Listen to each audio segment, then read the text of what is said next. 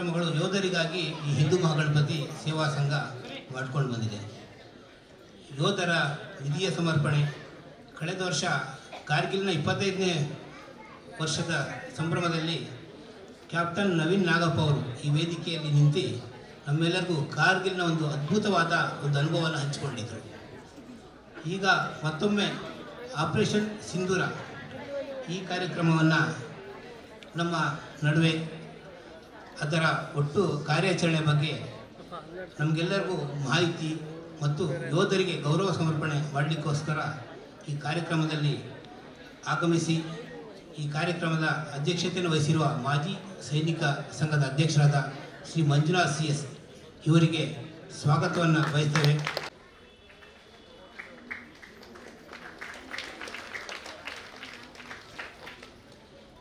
ಈ ಕಾರ್ಯಕ್ರಮದ ಕೇಂದ್ರ ಬಿಂದು ರಾಷ್ಟ್ರೀಯ ಚಿಂತಕರು ಆದಂತಹ ಶ್ರೀ ಚಕ್ರವರ್ತಿ ಸೂಲಿಬೆಲೆ ಇವರಿಗೆ ಕೂಡ ತಮ್ಮೆಲ್ಲರ ಪರವಾಗಿ ಹಿಂದೂ ಮಹಾಗಣಪತಿ ಪರವಾಗಿ ಸ್ವಾಗತವನ್ನು ಬಯಸ್ತಾ ರಾಜಗೌಡರು ಇವರನ್ನು ಸ್ವಾಗತ ಮಾಡಬೇಕಾಗಿ ವಿನಂತಿಯನ್ನು ಮಾಡ್ತೀನಿ.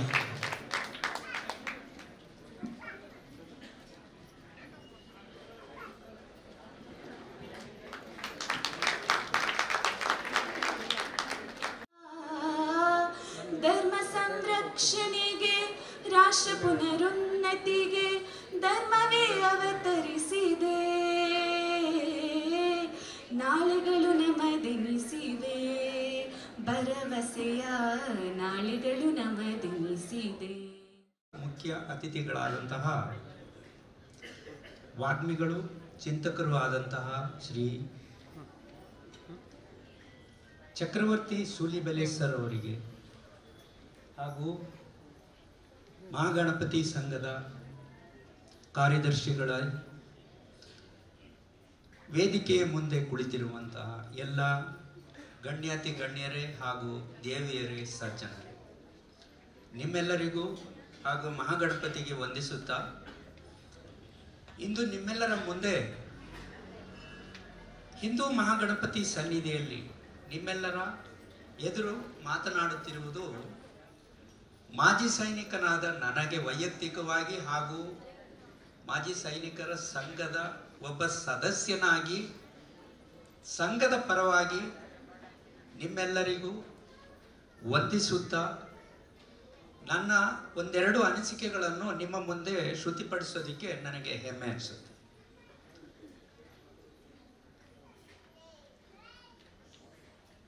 ವಿಷಯ ವಿಜಯ ಸಿಂಧೂರ ಸಂವಹನ ಸಮಾರಂಭದ ಈ ಶುಭ ಅವಸರದಲ್ಲಿ ಆಪರೇಷನ್ ಸಿಂಧೂರ ತಮಗೆಲ್ಲ ಗೊತ್ತಿದೆ, ನ್ಯೂಸಲ್ಲಿ ನೋಡಿದ್ದೀವಿ, ಟಿವಿಯಲ್ಲಿ ಅಂತೂ ಪಿಕ್ಚರ್ಗಿಂತ ಚೆನ್ನಾಗಿ ನಾವು ಅದನ್ನೇ ನೋಡ್ತಾ ಇದ್ವಿ.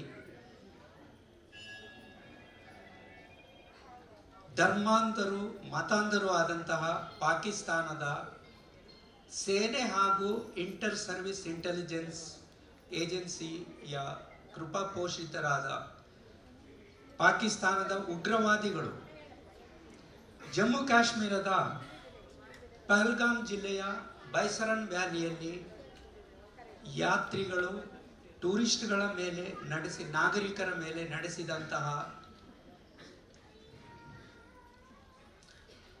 ಆ ಒಂದು ಹೇಯ ಕೃತ್ಯ ನಾವೆಲ್ಲ ಅದನ್ನು ನೋಡಿದ್ದೀವಿ, ಒಂದು ರೀತಿಯಲ್ಲಿ ಅನುಭವಿಸಿದ್ದೀವಿ ಅನ್ನುತ್ತಾ ಹೇಳೋದ್ರಲ್ಲಿ ಎರಡು ಮಾತಿಲ್ಲ. ಇದು ಕೇವಲ ಒಂದು ಮಿಲಿಟರಿ ಆಪರೇಷನ್ ಆಗಿರಲಿಲ್ಲ. ಆಪರೇಷನ್ ಸಿಂಧೂರ ಅನ್ನೋದು ತಾವು ಆ ವಿಕ್ಟಿಮ್ನ ಫ್ಯಾಮಿಲಿಯವರು ಹೇಳಿದಂಥ ಒಂದು ಮಾತನ್ನು ಕೇಳಿರ್ತೀರ. ಶಿವಮೊಗ್ಗದ ಶ್ರೀ ಮಂಜುನಾಥ್ ಅವರು ಅವರ ಮಡದಿ ಹೇಳಿದಂಥ ಇಂಟರ್ವ್ಯೂವನ್ನು ಕೇಳಿರ್ತೀರ. ಅದರಲ್ಲಿ ಉಗ್ರವಾದಿಗಳು ಹೇಳಿದ್ರಂತೆ, जाके आपका प्रधानमंत्री को बता देना, हमने आपका मांग का सिंदूर क्यों मिटा रहा है, वो आपका प्रधानमंत्री को बता देना करके ಅಂತ ಅವರು ಹೇಳಿದ್ರಂತೆ. ನಿಮ್ಮ ಪ್ರಧಾನಮಂತ್ರಿಗಳಿಗೆ ಹೋಗಿ ಹೇಳಿ, ನಿಮ್ಮ ಮೋದಿಗೂ ಬತಾದೇನ, ಕ್ಷಮಿಸಿ ನಾನು ಹೆಸರನ್ನು ತಗೋಬಾರ್ದು, ಅವರು ತುಂಬ ದೊಡ್ಡ ವ್ಯಕ್ತಿ, ಹಾಗಾಗಿ ನಾನು ಅವರನ್ನು ಪ್ರಧಾನಮಂತ್ರಿಗಳು ಅಂತ ಹೇಳ್ತಾ ಇದ್ದೀನಿ. ಮೋದಿಗೂ ಬತಾ ದೇನಾ ಕಿ ಹಮ್ನೆ ಆಪ್ಕೋ ಕ್ಯೂ ಮಾರಾ ಹೈ ಅಂತ ಅವರು ಹೇಳಿದರು. ಅದರ ಒಂದು ಪ್ರತಿಭಟನೆಯ ಪ್ರರೂಪವಾಗಿ, ಅದರ ವಿರುದ್ಧದ ಪ್ರತೀಕಾರದ ಪ್ರರೂಪವಾಗಿ ಇಟ್ಟಂತ ಹೆಸರೇ ಆಪರೇಷನ್ ಸಿಂಧೂರ.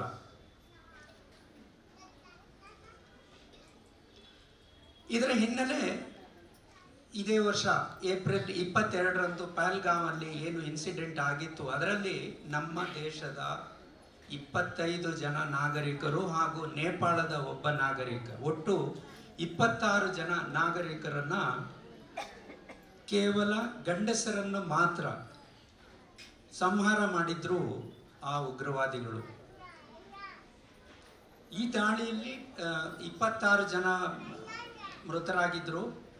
ಸೊ ಇದರ ಪ್ರತೀಕಾರವಾಗಿ ಭಾರತೀಯ ಸೇನೆ ಈ ದಾಳಿಗೆ ಪ್ರತೀಕಾರವಾಗಿ ನಡೆಸಿದಂತಹ ಆಪರೇಷನ್ ಸಿಂಧೂರ. ಕಾರ್ಯಾಚರಣೆಯ ಉದ್ದೇಶ ಒಂದೇ ಆಗಿತ್ತು. ಪಾಕಿಸ್ತಾನ ಮತ್ತು ಪಾಕಿಸ್ತಾನ ಆಕ್ರಮಿತ ಕಾಶ್ಮೀರದ ಒಳಗಡೆ ಇರುವಂತಹ ಲಷ್ಕರ್ ಎ ತೊಯ್ಬಾ ಉಗ್ರವಾದಿಗಳು ಹಾಗೂ ಜೈಷ್ ಎ ಮೊಹಮ್ಮದ್ ಉಗ್ರವಾದಿ ಸಂಘಟನೆಗಳ ಭಯೋತ್ಪಾದಕರ ನೆಲೆಗಳನ್ನು ಗುರಿಯಾಗಿಸಿಕೊಂಡು ನಡೆಸಿದಂತಹ ಈ ಆಪರೇಷನ್. ಯಾಕೆ ಅಂತ ಹೇಳಿದರೆ, ಅವರ ರೀತಿಯ ಆಪರೇಷನ್ ನಾವೇನಾದರೂ ಮಾಡಿದರೆ ವಿಶ್ವ ಯುದ್ಧ ಶುರುವಾಗುವಂತಹ ಪರಿಸ್ಥಿತಿ ಎದುರಾಗ್ತಿತ್ತು. ಆ ರೀತಿ ಯಾವುದೇ ರೀತಿಯ ಒಂದು ವಿಷಯವು ಪ್ರಾಬ್ಲಮ್ ಬರದೇ ಇರೋ ಹಾಗೆ ಕೇವಲ ಪಾಕಿಸ್ತಾನದ ಉಗ್ರವಾದಿ ನೆಲೆಗಳನ್ನು ಗುರಿಯಾಗಿಸಿಕೊಂಡು ಪಾಕಿಸ್ತಾನ ಆಕ್ಯುಪೈಡ್ ಕಾಶ್ಮೀರ್ ಮತ್ತು ಪಾಕಿಸ್ತಾನದೊಳಗಡೆ ಒಟ್ಟು 9 ಉಗ್ರವಾದಿ ನೆಲೆಗಳ ಮೇಲೆ ನಡೆಸಿದಂತಹ ನಮ್ಮ ಸೇನೆ ನಡೆಸಿತು. ಆರ್ಮಿ ಒಂದು ಕಡೆ ತನ್ನ ರೋಲ್ ನಿಭಾಯಿಸ್ತಾ ಇತ್ತು, ನೇವಿ ಇನ್ನೊಂದು ಕಡೆ ತನ್ನ ರೋಲ್ ನಿಭಾಯಿಸ್ತಾ ಇತ್ತು.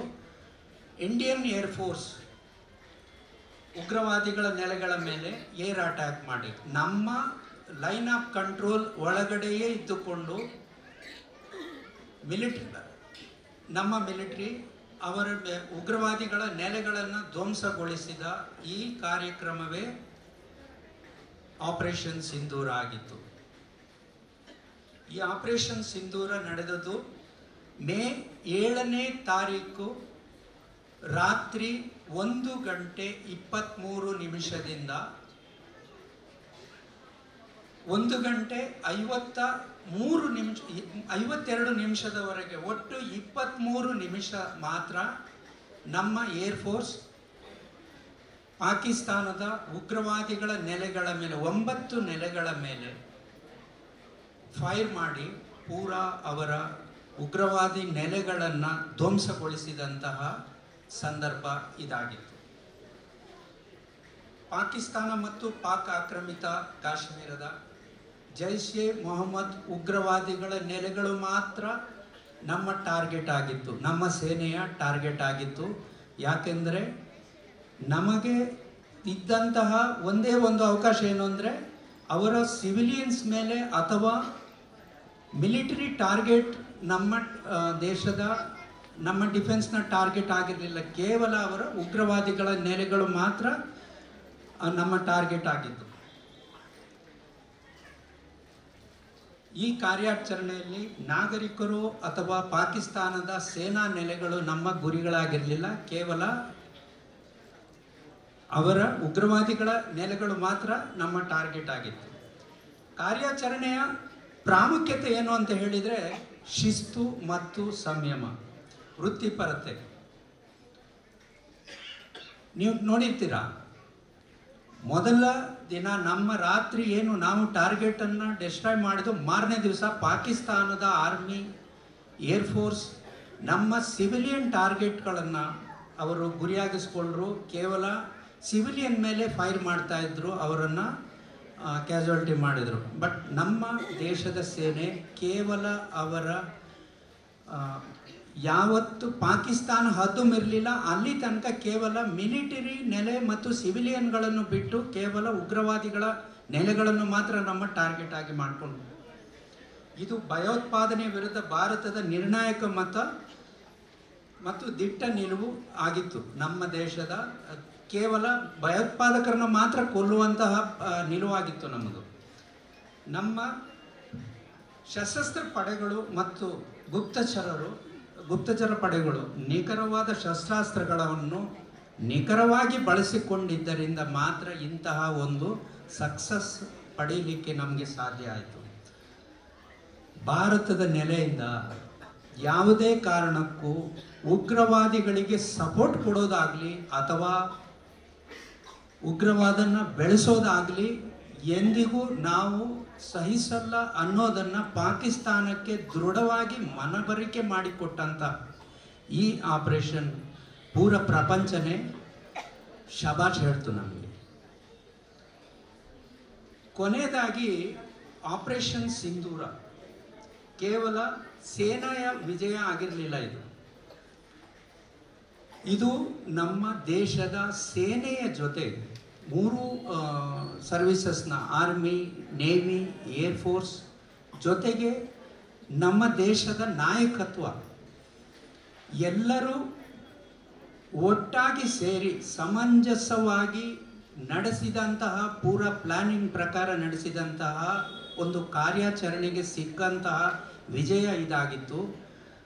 ಹೀಗಾಗಿ ಆಪರೇಷನ್ ಸಿಂಧೂರ ಪೂರ ಪ್ರಪಂಚವೇ ನಮ್ಮನ್ನು ಶಬಾಷ್ ಹೇಳೋದಕ್ಕೆ ಅವಕಾಶ ಮಾಡಿಕೊಡ್ತು. ಸೊ ನಾನು ಹೇಳ್ತಾ ಹೋದರೆ ಇನ್ನೂ ತುಂಬ ವಿಷಯಗಳಿವೆ, ಬೇಡ. ಮುಖ್ಯವಾದಂತಹ ಆಕರ್ಷಣೆ ಇನ್ನೂ ನಮ್ಮ ಜೊತೆ ಸಂವಹನ ನಡೆಸಲಿಕ್ಕೆ ಕಾಯ್ತಾ ಇದ್ದಾರೆ. ಹಾಗಾಗಿ ನನಗೆ ಮಾಜಿ ಸೈನಿಕರ ಸಂಘದ ಅಧ್ಯಕ್ಷನಾದ ನನಗೆ ನೀವುಗಳೆಲ್ಲ ಕರೆದು ಮಾತಾಡಲಿಕ್ಕೆ ಅವಕಾಶ ಮಾಡಿಕೊಟ್ಟಿದ್ದಕ್ಕಾಗಿ ಮಾಜಿ ಸೈನಿಕರ ಸಂಘದ ಪರವಾಗಿ ವೇದಿಕೆ ಮೇಲಿರುವಂಥವರಿಗೆ ಹಾಗೂ ನನ್ನನ್ನು ಇಷ್ಟು ಹೊತ್ತು ಮಾತುಗಳನ್ನ ಆಲಿಸಿದಂಥ ನಿಮ್ಮೆಲ್ಲರಿಗೂ ವಂದಿಸುತ್ತಾ ನಾನು ಈ 2 ಮಾತನ್ನು ಮುಗಿಸ್ತೀನಿ. ನಮಸ್ಕಾರ. ಇದೀಗ ಕಾರ್ಯಕ್ರಮದ ಪ್ರಮುಖ ಆಕರ್ಷಣೆ ಅಂತ ಹೇಳಿದ್ರು. ಅವಾಗ್ಲಿಂದ ನಾನು ಮಾತಾಡಬೇಕಾದ್ರೆ ಮುಖ್ಯ ಅತಿಥಿಗಳು, ಗಣ್ಯ ಅತಿಥಿಗಳು ಅಂತ ಹೇಳೋದಕ್ಕೆ ನನಗೆ ತುಂಬ ಸಂಕಟ ಆಗುತ್ತೆ. ಯಾಕಂದರೆ ಅವ್ರು ನಮ್ಗೆ ಯಾವತ್ತೂ ಅತಿಥಿಗಳು ಅಂತ ಅನ್ಸೋದೇ ಇಲ್ಲ. ಯಾಕಂದರೆ ಇವತ್ತು ಚಿಕ್ಕಮಗಳೂರಲ್ಲಿ ಅಂದರೆ ನಮ್ಮ ಏನು ಕುಟುಂಬ ನಾವೆಲ್ಲರೂ ಒಂದು ಮನೆಯಲ್ಲಿದ್ದೀವಿ. ಮನೆಯ ಗಣೇಶೋತ್ಸವಕ್ಕೆ ಅಣ್ಣ ಬಂದಿದ್ದಾರೆ, ದೂರದ ಊರಿಂದ ಅಣ್ಣ ಬಂದಿದ್ದಾರೆ. ಆ ಸಡಗರ ನಮ್ಮಲ್ಲಿ ತುಂಬಿದೆ. ಅವರನ್ನ ಅತಿಥಿಗಳು ಅಂತ ನಮ್ಮ ಕೈಲಿ ಹೇಳಕ್ ಆಗದೇ ಇಲ್ಲ. ಅಣ್ಣನ ಬರಮಾಡ್ಕೊಂಡಾಗಿದೆ. ಈಗ ಅಣ್ಣನ ಮಾತುಗಳನ್ನ ಆಲಿಸುವಂತಹ ಸಮಯ. ಈಗ ಕಾರ್ಯಕ್ರಮದ ಶೀರ್ಷಿಕೆ ವಿಜಯ ಸಿಂಧೂರ. ಈ ಒಂದು ವಿಷಯವಾಗಿ ನಿಮ್ಮ ಮುಂದೆ ಬರಲಿದ್ದಾರೆ ಶ್ರೀಯುತ ಚಕ್ರವರ್ತಿ ಅಣ್ಣನವರು. ಶಾರದಾ ದೇವಿ ರಾಮಕೃಷ್ಣನ್ ಜಗದ್ಗುರು ಪಾದಪದ್ಮೇ ತಯೋ ಶ್ರುತ್ವಾ ಪ್ರಣಮಾಮಿ ಮುಹುರ್ಮುಹುಃ ರತ್ನಾಕರಾಧೌತ ಪದಾಂ ಹಿಮಾಲಯ ಕಿರೀಟಿನೀಂ ಬ್ರಹ್ಮರಾಜರ್ಷಿ ರತ್ನಾಟ್ಯಾಂ ವಂದೇ ಭಾರತ ಮಾತರಂ. ವೇದಿಕೆ ಮೇಲೆ ಆಸೀನರಾಗಿರುವ ಆದರಣೀಯ ಹಿರಿಯರಿಗೆ, ಮಿತ್ರರಿಗೆ ನಮಸ್ಕಾರ. ಈ ಕಾರ್ಯಕ್ರಮಕ್ಕೆ ಆಗಮಿಸಿರುವ ಚಿಕ್ಕಮಗಳೂರಿನ ಸಮಸ್ತ ದೇಶಭಕ್ತ ಬಂಧುಗಳಿಗೆ ಅತ್ಯಂತ ಶ್ರದ್ಧಾಪೂರ್ವಕ ನಮಸ್ಕಾರಗಳನ್ನು ಸಮರ್ಪಿಸ್ತೇನೆ. ಬಹುಶಃ ಹೀಗಾದಾಗ ಮಾತ್ರ ಈ ಸಾರ್ವಜನಿಕ ಗಣೇಶೋತ್ಸವ ಸಾರ್ಥಕ ಅಂತ ನಾನು ಭಾವಿಸ್ತೇನೆ. ನಾನು ಬಹಳ ಬಾರಿ ಹೇಳ್ತೀನಿ, ನಿಮಗೂ ಏನು ಹೊಸತಲ್ಲ ನನಗೆ ಗೊತ್ತಿದೆ. ಎಲ್ಲ ದೇವರುಗಳನ್ನು ಮನೆಯಲ್ಲಿ ಪೂಜೆ ಮಾಡ್ತೀವಿ. ಕೃಷ್ಣ ಮನೆಯಲ್ಲಿ ಪೂಜೆಗೊಳ್ತಾನೆ, ರಾಮ ಮನೆಯಲ್ಲಿ ಪೂಜೆಗೊಳ್ತಾನೆ, ಶಿವ ಮನೆಯಲ್ಲಿ ಪೂಜೆಗೊಳ್ತಾನೆ. ಬೀದಿಗೆ ಬರೋದು ಗಣೇಶ ಮಾತ್ರ. ನೋಡಿ ಹೆಂಗಿದೆ ಪದ. ಬೀದಿಗೆ ಬರೋದು ಅಂತಂದ್ರೆ ನಮ್ಮ ಕಡೆಗಳಲ್ಲಿ ಏನ್ ಹೇಳೋದು ಅಂತಂದ್ರೆ ಹಾಳಾಗಿ ಹೋಗ್ಬಿಟ್ಟ ಅಂತ, ಬರ್ಬಾದಾಗ್ಬಿಟ್ಟ ಅಂತ. ಆದ್ರೆ ಗಣೇಶ ಬೀದಿಗೆ ಬಂದು ದೇಶ ಉದ್ಧಾರ ಆಯ್ತು ಅಂತ ಎಷ್ಟು ಅರ್ಥಪೂರ್ಣವಾಗಿದೆ. ಗಣೇಶ ಬೀದಿಗೆ ಬಂದಿದ್ರಿಂದ ದೇಶಕ್ಕೆ ಲಾಭ ಆಯಿತು. ಮತ್ತು ಗಣೇಶನನ್ನ ಹಿಂಗ್ ಬೀದಿಗೆ ಕರ್ಕೊಂಡ್ಬಂದವರು ಯಾರು ಅಂದ್ರೆ ತಿಲಕರು ಅಂತ ಎಲ್ರಿಗೂ ಗೊತ್ತಿರುವಂತ ಸಂಗತಿ. ನಾನು ಮತ್ತೆ ಹೇಳಬೇಕಾದಂತ ಅಗತ್ಯ ಇಲ್ಲ. ಯಾವಾಗ ಸ್ವಾತಂತ್ರ್ಯೋತ್ಸವದ ಹೊತ್ತಲ್ಲಿ ಈ ದೇಶದ ಜನ ಒಟ್ಟಾಗಲ್ಲ ಅಂತ ಅವರಿಗೆ ಟೆನ್ಷನ್ ಇತ್ತು, ಆಗ ತಿಲಕರ ಆಲೋಚನೆ ಮಾಡಿದ್ರು ಎಲ್ಲರೂ ಪೂಜೆ ಮಾಡಬಹುದಾಗಿರುವಂತ ದೇವರು ನಮ್ಮ ಸಮಾಜದಲ್ಲಿ ಒಬ್ಬನೇ. ಅವರು ಶೈವರಿರಲಿ, ವೈಷ್ಣವರಿರಲಿ, ಮಾಧ್ವರಿರಲಿ, ಶಾಂಕರರಿರಲಿ, ಅವರು ಶಾಕ್ತರಿರಲಿ, ಯಾರೇ ಇದ್ರೂ ಕೂಡ ಯಾವ ಮುಲಾಜು ಇಲ್ಲದೆ ಒಬ್ಬರೇ ಎಲ್ಲರೂ ಪೂಜಿಸುವಂತ ಏಕಮಾತ್ರ ದೇವರಿದ್ರೆ ಅದು ಗಣಪತಿ ಮಾತ್ರ. ಹೀಗಾಗಿ ಗಣಪತಿಯ ಹೆಸರಿನಲ್ಲಿ ಎಲ್ಲರನ್ನು ಒಟ್ಟು ಮಾಡಬಹುದು ಅಂತ ತಿಲಕರು ಆಲೋಚನೆ ಮಾಡಿ ಗಣೇಶೋತ್ಸವ ಸಮಿತಿಗಳನ್ನು ನಿರ್ಮಾಣ ಮಾಡಿದ್ರು. ಆ ಗಣೇಶೋತ್ಸವ ಸಮಿತಿಗಳ ಮೂಲಕ ತರುಣರನ್ನ ಜೋಡಿಸಿ ಎಲ್ಲರನ್ನೂ ಒಂದ್ ಕಡೆ ಸೇರಿಸಿದ್ರು.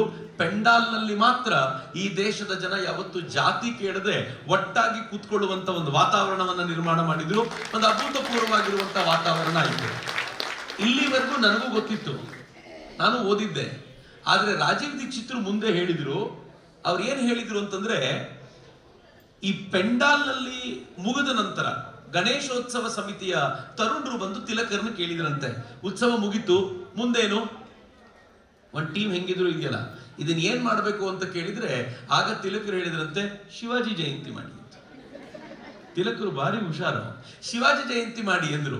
ಶಿವಾಜಿ ಜಯಂತಿ ಮುಗಿತು, ಅದಕ್ಕೊಂದು ತಿಂಗಳು 2 ತಿಂಗಳ ತಯಾರಿ, ಜನರನ್ನು ಸೇರಿಸು, ಶಿವಾಜಿಯ ಕತೆ ಹೇಳು, ಅದು ಮುಗಿತು. ಮುಂದೇನು, ಸ್ವದೇಶಿ ಚಳುವಳಿ ಶುರು ಮಾಡಿ ಅಂತ. ಇಡೀ ಸ್ವದೇಶಿ ಆಂದೋಲನವನ್ನ 1905ರಲ್ಲಿ ಅದು ಬರೀ ಎಲ್ಲಿ ಬಂಗಾಳಕ್ಕೆ ಸೀಮಿತವಾಗಬೇಕಾಗಿತ್ತು. ಬಂಗಾಳದ ವಿಭಜನೆಯ ಕಾರಣಕ್ಕೆ ಅದನ್ನು ಮಹಾರಾಷ್ಟ್ರಕ್ಕೂ ಹಬ್ಬಿಸ್ಲಿಕ್ಕೆ ಅವರಿಗೆ ಶಕ್ತಿಯಾಗಿ ಸಿಕ್ಕಿದ್ದು ಗಣೇಶೋತ್ಸವ ಸಮಿತಿಗಳ ಕಾರಣಕ್ಕೆ. ಹೀಗಾಗಿ ಗಣೇಶೋತ್ಸವ ಸಮಿತಿಗಳು ಬರೀ ಗಣೇಶನ ಉತ್ಸವ ವರ್ಷಕ್ಕೊಮ್ಮೆ ಮಾಡಿ ಬಿಟ್ರೆ ಅದು ಉತ್ಸವ ಅಷ್ಟೇ. ಆದರೆ ಗಣೇಶೋತ್ಸವ ಸಮಿತಿ ವರ್ಷವಿಡೀ ಸಮಾಜದ ಜಾಗೃತಿಗಾಗಿ, ಹಿಂದುತ್ವದ ಜಾಗೃತಿಗಾಗಿ ಕಟಿಬದ್ಧವಾಗಿ ನಿಂತ್ರೆ ಅದು ತಿಲಕರ ಕಲ್ಪನೆಯ ಗಣೇಶೋತ್ಸವ ಅಂತ ನಾನು ಭಾವಿಸ್ತೀನಿ. ಈ ಗಣೇಶೋತ್ಸವ ಸಮಿತಿ ಹಾಗೆ ಮಾಡ್ತಿದೆ ಅಂತ ನನಗೆ ಗೊತ್ತಿರೋದ್ರಿಂದ ನಾನು ವಿಶೇಷವಾಗಿ ಅವರಿಗೆ ಅಭಿನಂದನೆಗಳನ್ನು ಸಲ್ಲಿಸ್ತೀನಿ. ವಿಜಯ್ ಸಿಂಧೂರ್ಗೆ ಹೋಗೋಕ್ಕಿಂತ ಮುಂಚೆ ನನಗೆ ಆಪರೇಷನ್ ವಿಜಯ್ ಬಗ್ಗೆ ಮಾತನಾಡುವಂತ, ಆಪರೇಷನ್ ವಿಜಯ್ ಸಿಂಧೂರ್ ಬಗ್ಗೆ ಮಾತನಾಡುವಂತ ಬಹಳ ಇದೇನು ಇಲ್ಲ. ಯಾಕೆ ಅಂತಂದ್ರೆ ನೀವೆಲ್ಲರೂ ಮಿನಿಟ್ ಟು ಮಿನಿಟ್ ಡೀಟೇಲ್ ನೋಡಿದ್ದೀರಾ, ಸರ್ ಹೇಳಿದಂತೆ ಫಿಲ್ಮ್ ನೋಡಿದಂತೆ ನೋಡಿದ್ದೀರಾ. ಹೇಗೆ ಅಂತಂದ್ರೆ ಮೊದಲನೇ ಬಾರಿಗೆ ಈ ದೇಶದಲ್ಲಿ ಯಾವ್ದಾದ್ರು ಬ್ರೇಕಿಂಗ್ ನ್ಯೂಸ್ ಕೊಟ್ಟಂತೆ ಈ ಯುದ್ಧದ ನ್ಯೂಸ್ಗಳನ್ನ ಬ್ರೇಕಿಂಗ್ ನ್ಯೂಸ್ ಕೊಡ್ತಿದ್ರು. ಈಗ ಬಾಂಬ್ ಹೋಗ್ತಾ ಇದೆ, ಈಗ ಬಾಂಬ್ ಬಿತ್ತು, ಈಗ ಪಾಕಿಸ್ತಾನ, ಏನ್ ನಾವು ನೋಡಿರೋದು ನ್ಯೂಸ್. ಅದು ರಾತ್ರಿ 1:30 ಗಂಟೆಗೆ ಯಾವತ್ತು ಪಾಕಿಸ್ತಾನವನ್ನ ಧ್ವಸ್ತಗೊಳಿಸಿದ್ರು, ಅವರ ಏರ್ ಬೇಸ್ಗಳನ್ನು ಧ್ವಸ್ತಗೊಳಿಸಿದ್ರು, ಅವತ್ತು ರಾತ್ರಿ 1:30 ಗಂಟೆಗೆ ಅರ್ಣಬ್ ಗೋಸ್ವಾಮಿ ನೋಡ್ತಾ ಕೂತಿದ್ದೆ ನಾನು. ನೀವು ನೋಡ್ಬೇಕು ಹೇಗಿತ್ತು ಅಂತಂದ್ರೆ 2020 ಕ್ರಿಕೆಟ್ ಮ್ಯಾಚ್ ನ ಕಾಮೆಂಟ್ರಿ ಹೇಗೆ ಕೊಡ್ತಾರೋ ಹಾಗೆ ಅರ್ಣಬ್ ಗೋಸ್ವಾಮಿ ಕಾಮೆಂಟ್ರಿ ಕೊಡ್ತಿದ್ದನ್ನ ನಾನು ನೋಡ್ತಿದ್ದೆ. ಜೀವನದಲ್ಲಿ ಮೊದಲನೇ ಬಾರಿಗೆ ರಾತ್ರಿ 1:30ಗೆ ಫೇಸ್ಬುಕ್ ಲೈವ್ ಹೋಗಿದ್ದೆ ನಾನು. ಅಷ್ಟು ಖುಷಿ ಆಗ್ತಿತ್ತು ನನಗೆ. ನನ್ನ ಜೀವಮಾನದಲ್ಲಿ ಇಂಥದ್ದೊಂದು ಅದ್ಭುತವಾದ ದಿನವನ್ನು ನೋಡ್ತೀನಿ ಅಂತ ಅನ್ಕೊಂಡಿರಲಿಲ್ಲ. ನರೇಂದ್ರ ಮೋದಿ ಅದನ್ನು ತೋರಿಸಿಬಿಟ್ರು. ಹೀಗಾಗಿ ನೀವು ಅದನ್ನು ನೋಡಿರ್ತೀರಾ. ಆದ್ರೆ ನನಗೆ ಮುಖ್ಯವಾದ ಪ್ರಶ್ನೆ ಇರೋದು, ಅದಕ್ಕೆ ಹೋಗೋಕ್ಕಿಂತ ಮುಂಚೆ ಮಾತಾಡದೇ ಇರ್ಲಿಕ್ಕೆ ಸಾಧ್ಯವೇ ಇಲ್ಲ. ಆದ್ರೆ ಹೋಗೋಕ್ಕಿಂತ ಮುಂಚೆ ಒಂದು ದೊಡ್ಡ ಪ್ರಶ್ನೆ ನನಗೆ ಯಾವಾಗ್ಲೂ ಇದೆ. ತುಂಬಾ ಜನ ತಾಯಂದ್ರು ಸೇರಿರೋದ್ರಿಂದ, ಕೆಲವು ತರುಣರು ಇರೋದ್ರಿಂದ, ಒಂದಷ್ಟು ಮಕ್ಕಳು ಅಲ್ಲಿ ಕಾಣ್ತಿರೋದ್ರಿಂದ ಒಂದು 2-3 ಸಂಗತಿ ಚರ್ಚೆ ಮಾಡ್ಬಿಡ್ತೀನಿ. ಅದಾದ್ಮೇಲೆ ಆ ವಿಚಾರಕ್ಕೆ ಹೋಗೋಣ. ಮೊದಲನೇ ಪ್ರಶ್ನೆ, ಇತ್ತೀಚೆಗೆ ಸುವರ್ಣ ಚಾನೆಲ್ ನ ಒಂದು ಡಿಬೇಟ್ ನಲ್ಲಿ ಕೂತಿದ್ದೆ ನಾನು. ಡಿಬೇಟ್ ನಲ್ಲಿ ಒಂದು ಪ್ರಶ್ನೆ ಒಬ್ಬ ಕೇಳಿದ ನನಗೆ. ಇವತ್ತಿನ ಪ್ರಚಲಿತ ಸಮಸ್ಯೆ, ಧರ್ಮಸ್ಥಳದಲ್ಲಿ ಶಿವನ ಜೊತೆ ನಾವು ಪಕ್ಕದ ಒಂದು ಬೆಟ್ಟದ ಮೇಲೆ ಬಾಹುಬಲಿ ಇರೋದನ್ನ ನನಗೆ ಸಹಿಸ್ಕೊಳ್ಳಿಕ್ ಸಾಧ್ಯ ಇಲ್ಲ. ಯಾಕೆಂದ್ರೆ ಬಾಹುಬಲಿ ಜೈನರನ್ನ ನಾವು ಹೇಗೆ ಸಹಿಸ್ಕೊಳ್ಳೋದು ಹಿಂದೂಗಳು ಅಂತ. ಪ್ರಶ್ನೆ ಪ್ರಾಮಾಣಿಕವಾಗಿತ್ತು ಅಪ್ರಾಮಾಣಿಕವಾಗಿತ್ತು ಗೊತ್ತಾಗಲಿಲ್ಲ. ಆದ್ರೆ ನನಗೆ ಉತ್ತರ ಪ್ರಾಮಾಣಿಕವಾಗಿ ಕೊಡಬೇಕು ಅಂತಿತ್ತು. ನಾನು ಅವನೊಂದು ಪ್ರಶ್ನೆ ಕೇಳಿದೆ, ಸರಿಯಪ್ಪ ಹಾಗಿದ್ರೆ ಹಿಂದೂ ಅಂದ್ರೆ ನಿನ್ನ ದೃಷ್ಟಿಯಲ್ಲಿ ಯಾರು ಅಂತ. ಈ ಪ್ರಶ್ನೆ ಸಡನ್ ಆಗಿ ನಮ್ಗೆ ಕೇಳಿದ್ರೆ ಏನಾಗ್ಬೋದು ಅಂತ ಯೋಚನೆ ಮಾಡಿ. ಹಿಂದೂ ಅಂದ್ರೆ ಯಾರು ಅಂತ ಪ್ರಶ್ನೆ ಕೇಳಿದಾಗ ಅವನ ಉತ್ತರ ಏನ್ ಕೊಟ್ಟ ಗೊತ್ತಾ? ಯಾರು ಹಿಂದೂಗಳು ಹುಟ್ಟಿರ್ತಾರೋ ಅವ್ರು ಹಿಂದೂಗಳು ಅಂತ. ನಾನು ಶಾಬಾಷ್, ವಾ ಏನ್ ಚೆನ್ನಾಗಿದೆ ಉತ್ತರ. ಒಬ್ಬ ಹಿಂದೂ ತರುಣ ಯಾರು ಜೈನರನ್ನು ಕಂಡ್ರೆ ಆಗೋದಿಲ್ಲ ಅಂತ ಹೇಳ್ತಾನೋ, ನನಗೆ ಶಿವನ ಪಕ್ಕದ ಒಂದು ಬೆಟ್ಟದ ಮೇಲೆ ಬಾಹುಬಲಿ ನಿಂತಿರೋದನ್ನ ಸಹಿಸ್ಲಿಕ್ಕೆ ಆಗೋದಿಲ್ಲ ಅಂತಾನೋ, ಅವನು ಹೇಳ್ತಾನೆ ಹಿಂದೂ ಅಂದ್ರೆ ಯಾರು ಅಂದ್ರೆ ಹಿಂದೂಗಳಿಗೆ ಹುಟ್ಟಿದವ್ರು ಹಿಂದೂ. ಆಯ್ತಪ್ಪ, ಇವನನ್ನು ಹುಟ್ಟಿಸಿದ ಅಪ್ಪ ಹಿಂದೂ ಯಾಕೆ? ಕರೆಕ್ಟ್ ಅಲ್ವಾ? ಇವನು ಹಿಂದೂ ಆದ್ರೆ ಇವ್ರ ಅಪ್ಪ ಹಿಂದೂ ಯಾಕೆ ಗೊತ್ತಿಲ್ಲ ಅವನಿಗೆ. ನಾನು ಆಮೇಲೆ ಅವ್ನಿಗೆ ಎಕ್ಸ್ಪ್ಲೈನ್ ಮಾಡಿದೆ. ಈಗ ನೀನು ಮುಸಲ್ಮಾನ ಯಾಕೆ ಅಂತ ಕೇಳಿದ್ರೆ, ನಾನು ಒಬ್ಬನೇ ದೇವರು ಅಲ್ಲಾಹನನ್ನು ಒಪ್ಪುತ್ತೇನೆ, ಅಲ್ಲಾಹನ ಬಂದ ಅಥವಾ ಅಲ್ಲಾಹನ ಪ್ರವಾದಿಯಾಗಿ ಪೈಗಂಬರರು ಒಬ್ರು ಅಂತ ನಾನು ಒಪ್ಕೊಳ್ತೀನಿ, ನಮ್ಮ ಒಂದೇ ಪುಸ್ತಕ ಕುರಾನ್, ಈ 3 ಶ್ರದ್ಧೆಯ ವಿರುದ್ಧಕ್ಕೆ ಯಾರು ಬಂದ್ರು ನಾನು ಒಪ್ಪಿಕೊಳ್ಳೋದಿಲ್ಲ ಅಂತ ಯಾರು ಹೇಳ್ತಾನೋ ಅವನು ಮುಸಲ್ಮಾನ. ಹಿಂದೂ ಯಾರು ಹಾಗಿದ್ರೆ ಅಂತ ಸ್ವಲ್ಪ ಬಿಡಿಸಿ ಹೇಳ್ಬೇಕಾಯ್ತು. ಬಿಡಿಸಿ ಹೇಳಿದ್ರು ಅವನಿಗೆ ಗೊತ್ತಾಗ್ಲಿಲ್ಲ ಹೆಂಗ್ ಹೇಳೋದು ಅಂತ. ನನಗಾಗನ್ನಿಸ್ತು ನಾವು ಎಷ್ಟು ಹಿಂದೆ ಇದೀವಪ್ಪ. ಬಹಳ ಹಿಂದೆ, ಪ್ರಾಬಬ್ಲಿ ಒಂದು 10-15 ವರ್ಷ ಆಗಿರ್ಬೋದು, ಸಂಘದ ಒಂದು ಯೋಜನೆಯಡಿಯಲ್ಲಿ ನಾನು ಮಿಜೋರಾಂ ಹೋಗುವಂತ ಪರಿಸ್ಥಿತಿ ಬಂತು. ಮಿಜೋರಾಂನ ಗಡಿ ಭಾಗಕ್ಕೆ ಹೋಗುವಂತ ಒಂದು ಅವಕಾಶವನ್ನ ಸಂಘ ಕಲ್ಪಿಸಿಕೊಟ್ಟಿತ್ತು. ಸರಹದ್ ಕೋ ಪ್ರಣಾಮ್ ಅನ್ನುವಂತ ಯೋಜನೆಯಡಿಯಲ್ಲಿ ನಾನು ಹೋಗಿದ್ದೆ. ಅಲ್ಲಿಗೆ ಹೋಗಿದ್ದಾಗ ಮಿಜೋರಾಂನಲ್ಲಿ ಒಂದು ರಾತ್ರಿ ಅಲ್ಲೊಂದು ಮಜಾ ಇದೆ. ವಿಚಿತ್ರ ಏನು ಅಂತಂದ್ರೆ 10 ಗಂಟೆಗೆ ನಿಮ್ಗೆ ಇದು ಕ್ಲೋಸ್ ಆಗ್ಬಿಡುತ್ತೆ, ಪೆಟ್ರೋಲ್ ಬಂಕ್ ಕ್ಲೋಸ್ ಆಗ್ಬಿಡುತ್ತೆ. 10 ಗಂಟೆಗೆ ಪೆಟ್ರೋಲ್ ಬಂಕ್ ಕ್ಲೋಸ್ ಆದ್ರೆ ಅದಿನ್ನು ತೆಗೆಯಲ್ಪಡೋದು ಇನ್ನು ಬೆಳಗ್ಗೆ 5 ಗಂಟೆಗೆ. ಅಲ್ಲಿಯವರೆಗೂ ನೀವೇನು ಮಾಡ್ಲಿಕ್ಕೆ ಆಗದೇ ಇಲ್ಲ. ನಾವು ಕರೆಕ್ಟ್ 10 ಗಂಟೆ 5 ನಿಮಿಷಕ್ಕೆ ಹೋದ್ವಿ, ಕ್ಲೋಸ್ ಮಾಡಿದ ಅವನು. ನಾವು ಗೋಗರದ್ರು ಓಪನ್ ಮಾಡಲಿಲ್ಲ. ಬೆಳಗ್ಗೆ 5 ಗಂಟೆವರೆಗೂ ಅಲ್ಲಿ ನಿಂತಿರಿ ಇಂದ. ನಾವು ನಿಂತಿದ್ರೆ ಇನ್ನೊಂದು ಗಾಡಿ ಬಂತು, ಕ್ರಿಶ್ಚಿಯನ್ ಎವಾಂಜಲಿಸ್ಟ್ಗಳದ್ದು. ನೀವೆಲ್ಲರೂ ಹಿಂದೂನಾ ಅಂತ ಕೇಳ್ದ. ಡೈರೆಕ್ಟ್ ಮತ ಪ್ರಚಾರವೇ ಅವರದ್ದು. ಅವ್ರು ಎಲ್ಲಿ ನಿಂತರೂ ಇದೇ ಕೆಲಸ ಅವರದ್ದು. ನೀವೆಲ್ಲ ಹಿಂದೂಗಳ ಅಂತ. ನನ್ನ ಜೊತೆ ನಾನು ಸೇರಿದಂತೆ ಎಲ್ಲರೂ ಸಂಘದವರೇ ಇದ್ದಿದ್ದರಿಂದ ಸ್ವಲ್ಪ ಪ್ರೌಡ್ ಆಗಿ ನಿಂತ್ವಿ. ಹೌದು, ನಾವೆಲ್ಲ ಹಿಂದೂಗಳು. ನೆಕ್ಸ್ಟ್ ಪ್ರಶ್ನೆ ಕೇಳ್ದ, ಕ್ರಿಶ್ಚಿಯಾನಿಟಿ ಅಂದ್ರೆ ಏನು ಅಂತ ಒಂದ್ ಲೈನಲ್ಲಿ ಹೇಳ್ತೀನಿ ನಾನು, ಹಿಂದೂ ಅಂತಂದ್ರೆ ಯಾರು ಅಂತ ಒಂದ್ ಲೈನಲ್ಲಿ ಹೇಳ್ತೀರಾ ಅಂತ ಕೇಳಿದ. ಎಲ್ಲ ಶಾಖೆಗೆ ಹೋದವರೇ ನಾವು. ಒಂದ್ಸಲ ಗಾಬರಿ ಆಗ್ಬಿಡ್ತಿ, ಏನಪ್ಪ ಹೇಳೋದು, ಹಿಂದೂ ಅಂದ್ರೆ ಯಾರು ಅಂತ ಒಂದು ಪುಟ ಬರೀರಿ ಅಂದ್ರೆ ಬರಿಬಹುದು, ಒಂದ್ ಲೈನಲ್ಲಿ ಹೇಳು ಅಂತಂದ್ರೆ ಏನು ಅಂತ ಕೇಳಿದ್ರೆ ಗಾಬರಿ ಆಯ್ತು. ಪುಣ್ಯ ವಿವೇಕಾನಂದರದೊಂದು ಮಾತಿತ್ತು, ಹಿಂದುತ್ವ ಒಪ್ಪುತ್ತೆ each soul is potentially divine. ಪ್ರತಿಯೊಂದು ಆತ್ಮವೂ ಕೂಡ ಅದು ದೈವಿ ಪ್ರಭಾವಕ್ಕೆ ಒಳಗಾಗುವಂಥದ್ದು, ಸಾಕ್ಷಾತ್ ದೇವರೇ. ಪ್ರತಿಯೊಬ್ಬ ವ್ಯಕ್ತಿಯೂ ದೇವರೇ ಅಂತ ಯಾರು ಹೇಳ್ತಾರೋ ಅವನೇ ಹಿಂದೂ ಅಂತ ಒಂದು ವಾಕ್ಯದಲ್ಲಿ ಹೇಳಿದೆ. ಆ ಪುಣ್ಯಾತ್ಮ ಮಾತಾಡದೆ ಸೈಡಿಗೆ ಹೋದ. ಆಮೇಲೆ ನನಗನ್ನಿಸ್ತು ಪ್ರಾಬ್ಲಮ್ ಇದೆ ನಮಗೆ, ನಾವು ಅರ್ಥ ಮಾಡ್ಕೊಳ್ಳಿಲ್ಲ ಅಂದ್ರೆ ಬಹಳ ಕಷ್ಟ ಇದೆ. ಇವತ್ತಿಗೂ ನಮ್ಮನ್ನು ಕೇಳಿ ನೋಡಿ. ನಾನೊಂದ್ಸಲ ಒಂದು ಸ್ಕೂಲಿಗೆ ಹೋಗಿದ್ದಾಗ ಸುಮ್ಮನೆ ಪ್ರಶ್ನೆ ಮಾಡಿದೆ, ನಿಮಗೆ ಭಾರತದ ಬಗ್ಗೆ ಏನ್ ಖುಷಿ ಕೊಡುತ್ತೆ ಹೇಳಿ ಅಂತ. ಭಾರತದ ಬಗ್ಗೆ ಕೆಟ್ಟದ್ದು ಹೇಳಿ ಅಂತಂದ್ರೆ 108 ಪಾಯಿಂಟ್ಗಳು ಹೇಳೋ ಹುಡುಗ ಭಾರತದ ಬಗ್ಗೆ ಒಳ್ಳೇದು ನಿಮ್ಗೆ ಏನ್ ಅನ್ಸುತ್ತೆ ಅಂತ ಕೇಳಿದ್ರೆ ಉತ್ತರವೇ ಇಲ್ಲ. ಅವ್ರಿಗೆ ಗೊತ್ತಿರೋದು ಒಂದೇ ಒಂದು, ಭಾರತೀಯ ಸಂಸ್ಕೃತಿ ಅತ್ಯಂತ ಶ್ರೇಷ್ಠವಾದ್ದು ಅಂತ. ನಂಗೆ ಬಹಳ ಹೆಮ್ಮೆ ಅನಿಸ್ತು. ಶಬಾಷ್, ಒಂದು ಹೈಸ್ಕೂಲ್ ಹುಡುಗರು ಹಿಂಗೆ ಹೇಳ್ತಾರಲ್ಲ ಅಂತ. ನಾನು ಮುಂದಿನ ಪ್ರಶ್ನೆ ಯಾಕೋ ಡೌಟ್ ಬಂದು ಕೇಳಿದೆ, ಸಂಸ್ಕೃತಿ ಅಂದ್ರೆ ಏನಪ್ಪಾ? ಒಂದು ಉತ್ತರ ಏನಿತ್ತು ಗೊತ್ತಾ? ನನಗೂ ಗೊತ್ತಿಲ್ಲ ಸರ್, ಎಲ್ಲರೂ ಹೇಳ್ತಾರೆ, ನಾನು ಹೇಳಿದೆ, ಏನು ಅಂತಾನೆ ಗೊತ್ತಿಲ್ಲ ಅಂತ. ನಾವು ಹೆಂಗಾಗಿದ್ದೀವಿ ಅಂತಂದ್ರೆ ಈ ಚೌಕಟ್ಟು ನಮಗೆ ನಾವು ಸೃಷ್ಟಿ ಮಾಡಿಕೊಂಡು ಏನು ಅಂತ ಅರಿತುಕೊಳ್ಳದೆ ಇರುವಂತ ಒಂದು ಪ್ರಕ್ರಿಯೆಗೆ ಬಂದ್ಬಿಟ್ಟಿದೀವಲ್ಲ. ಈ ಪ್ರಕ್ರಿಯೆ ಕಾರಣಕ್ಕೆ ಏನಾಗಿದೆ ಗೊತ್ತಾ? ಇವತ್ತಿನ ಪೀಳಿಗೆಯ ಮಂದಿಗೆ ಹಿಂದುತ್ವ ಅನ್ನೋದು ಅದು ಯಾರು ಬೇರೆಯವರು ಹೇಳಿಕೊಟ್ಟಿದ್ದಾರೋ ಅದು ಮಾತ್ರ. ಕೇಳಿ ನೋಡಿ, ಇವತ್ತಿನ ಮಕ್ಕಳಿಗೆ ನಿನಗೆ ಹಿಂದೂಯಿಸಂ ಅಂದ್ರೆ ಏನ್ ಅನ್ಸುತ್ತೆ ಅಂತ ಕೇಳಿದ್ರೆ, ಯಾವ್ದ್ರಲ್ಲಿ ಜಾತಿ ತುಂಬಾ ಇದೆಯೋ ಅದು ಹಿಂದೂಯಿಸಂ ಹೇಳ್ತಾರ್ರಿ. ಹಿಂದೂಯಿಸಂ ಅಂತಂದ್ರೆ ನಿನ್ಗೆ ಏನ್ ಅನ್ಸುತ್ತೆ ಅಂತ ಕೇಳಿದ್ರೆ, ಯಾವ್ದ್ರಲ್ಲಿ ಮೂಢನಂಬಿಕೆಗಳು ತುಂಬಾ ಇದೆಯೋ ಅದು ಹಿಂದೂಯಿಸಂ ಅಂತಾರೆ. ಮೂಢನಂಬಿಕೆಗಳು ಏನು ಅಂತ ಕೇಳಿದ್ರೆ ಇವತ್ತಿನ ಹೆಣ್ಮಕ್ಳಿಗೆ ಹೇಳಲಿಕ್ಕೆ ಬೇಕಾದಷ್ಟಿದೆ. ಹಣೆಗೆ ಕುಂಕುಮ ಇಡ್ಲೇಬೇಕು ಅನ್ನೋದೊಂದು ಮೂಢನಂಬಿಕೆ. ಅಲ್ಲಿಂದ ಶುರುವಾದ್ರೆ ನಾನು ರಾತ್ರಿ ಸಂಜೆ 6 ಗಂಟೆ ಒಳಗೆ ಮನೆಗೆ ಬರಬೇಕು ಅನ್ನೋದು ಮತ್ತೊಂದು ಮೂಢನಂಬಿಕೆ ಎನ್ನುವವರೆಗೂ ಎಷ್ಟೊಂದು ಮೂಢನಂಬಿಕೆಗಳನ್ನ ಅವ್ರು ಪಟ್ಟಿ ಮಾಡಬಲ್ಲರು ಅಂತಂದ್ರೆ ಇದು ಬೇರೆ ಯಾವುದರಲ್ಲೂ ಇಲ್ಲ. ಇಂಥ ಮೌಢ್ಯ ಇರೋದು ಹಿಂದುವಿನಲ್ಲಿ ಮಾತ್ರ. ಅಂದ್ರೆ ಹಿಂದೂ ಅಂದ್ರೆ ನೆಗೆಟಿವ್. ಹಿಂದೂ ಅಂತಂದ್ರೆ ಯಾರು ಅಂತ ಕೇಳಿದ್ರೆ, ನೀವು ಜಗತ್ತಿನ ಇತಿಹಾಸವನ್ನು ಓದ್ದವ್ರು ಹೇಳ್ತಾರೆ, ಯಾವುದರಲ್ಲಿ ಬಾಲ್ಯ ವಿವಾಹ ಇರುತ್ತೋ, ಯಾವುದರಲ್ಲಿ ಸತಿ ಪದ್ಧತಿ ಇರುತ್ತೋ, ಯಾವುದರಲ್ಲಿ ಹೆಣ್ಣು ಮಕ್ಕಳನ್ನ ತುಚ್ಛವಾಗಿ ಕಾಣ್ತಾರೋ ಇವೆಲ್ಲ ಹಿಂದೂಯಿಸಂ ಅಂತ. ಸ್ವಾಮಿ ವಿವೇಕಾನಂದರು ಅಮೆರಿಕಕ್ಕೆ ಹೋಗಿದ್ದಾಗ ನಮ್ಮ ಕಾಲ ಬೆಟರ್. ವಿವೇಕಾನಂದರು ಅಮೆರಿಕಕ್ಕೆ ಹೋಗಿದ್ದಾಗ ಅಮೆರಿಕಾದ ಚರ್ಚುಗಳಲ್ಲಿ ಅವರ ಭಾಷಣ ಇರ್ತಿತ್ತು. ಆ ಭಾಷಣದ ಮಧ್ಯದಲ್ಲಿ ಅಥವಾ ಕೊನೆಯಲ್ಲಿ ಎದ್ದು ನಿಂತ್ಕೊಂಡು ಪ್ರಶ್ನೆ ಕೇಳ್ತಿದ್ರು, ನಿಮ್ಮ ದೇಶದಲ್ಲಿ ನಿಮ್ಮ ಹಿಂದೂ ಧರ್ಮದಲ್ಲಿ ಹುಟ್ಟಿದ ಮಕ್ಕಳನ್ನ ಮೊಸಳೆಗೆ ಎಸಿತಾರಂತೆ, ಹೌದಾ? ಹಿಂಗೆ ನಂಬಿದ್ರು ಅವರು. ಸ್ವಾಮಿ ವಿವೇಕಾನಂದರು ಇಲ್ಲ ಅಂತ ಹೇಳುವಂತ ತುಂಬಾ ಪ್ರಯತ್ನ ಮಾಡಿದ್ರು. ಬಟ್ ಈ ಮನುಷ್ಯ ಸುಮ್ಮನೆ ಇರ್ತಾನೆ ಅನ್ಕೊಂಡಿದ್ದೀರಾ? ವಿವೇಕಾನಂದರು ಒಂದ್ಸಲ ಹೇಳಿದ್ರು, ಹೌದು, ನಮ್ಮ ದೇಶದಲ್ಲಿ ಹುಟ್ಟಿದ ತಕ್ಷಣ ಮಕ್ಕಳನ್ನ ಮೊಸಳೆಗೆ ಹಾಕ್ತಾರೆ, ಯಾಕೆಂದ್ರೆ ನನ್ನ ದೇಶದಲ್ಲಿ ಮೊಸಳೆಯಾಗಿ ಹುಟ್ಲಿಕ್ಕೂ ಪುಣ್ಯ ಮಾಡಿರ್ಬೇಕು. ಕೆಲವರು ಗಾಬರಿ ಕೇಳೋರು, ಹೌದಾ ಅಂದ್ರೆ ವಿವೇಕಾನಂದರು ಹೇಳೋರು, ಹೌದೌದು, ಆದ್ರೆ ನಮ್ಮ ಹುಡುಗರು ಹೆಂಗೆ ಗೊತ್ತಾ, ಹುಟ್ಟಿದ ಮಕ್ಕಳು ಕೂಡ ಮೊಸಳೆಯೊಂದಿಗೆ ಫೈಟ್ ಮಾಡಿ ಗೆದ್ದು ಬರ್ತಾರೆ, ನೋಡಿ ನಾನು ಹೆಂಗ್ ಬಂದಿದ್ದೀನಿ ಅಂತ ವಿವೇಕಾನಂದರು ಹೇಳಿದಾಗ ಗೊತ್ತಾಗದ ಅವ್ರಿಗೆ ನಮ್ಮ ಕಾಲಲ್ಲಿ ಇದ್ದಾನೆ ಈ ಮನುಷ್ಯ. ವಿವೇಕಾನಂದರನ್ನ ಒಬ್ಬ ಪ್ರಶ್ನೆ ಕೇಳ್ತಾನೆ, ಒಬ್ಬ ಪಾದ್ರಿ ಎದ್ದು ನಿಂತುಕೊಂಡು, what is the difference between a monk and monkey? Monk ಅಂದ್ರೆ ಸನ್ಯಾಸಿ, MONK.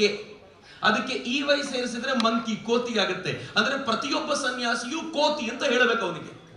ಅವನು ಎದುರಿಗೆ ನಿಂತ್ಕೊಂಡು ಕೇಳ್ತಾನೆ, what is the difference between monk and monkey? Vivekananda ಉತ್ತರ ಏನಿತ್ತು ಗೊತ್ತಾ? A very little difference. Monk ಕೂತ್ ಮಾತನಾಡ್ತಿದ್ದೀನಿ, ಮಂಕಿ ಪ್ರಶ್ನೆ ಕೇಳ್ತಾ ಇದೆ, ಇಷ್ಟೇ ಡಿಫರೆನ್ಸ್.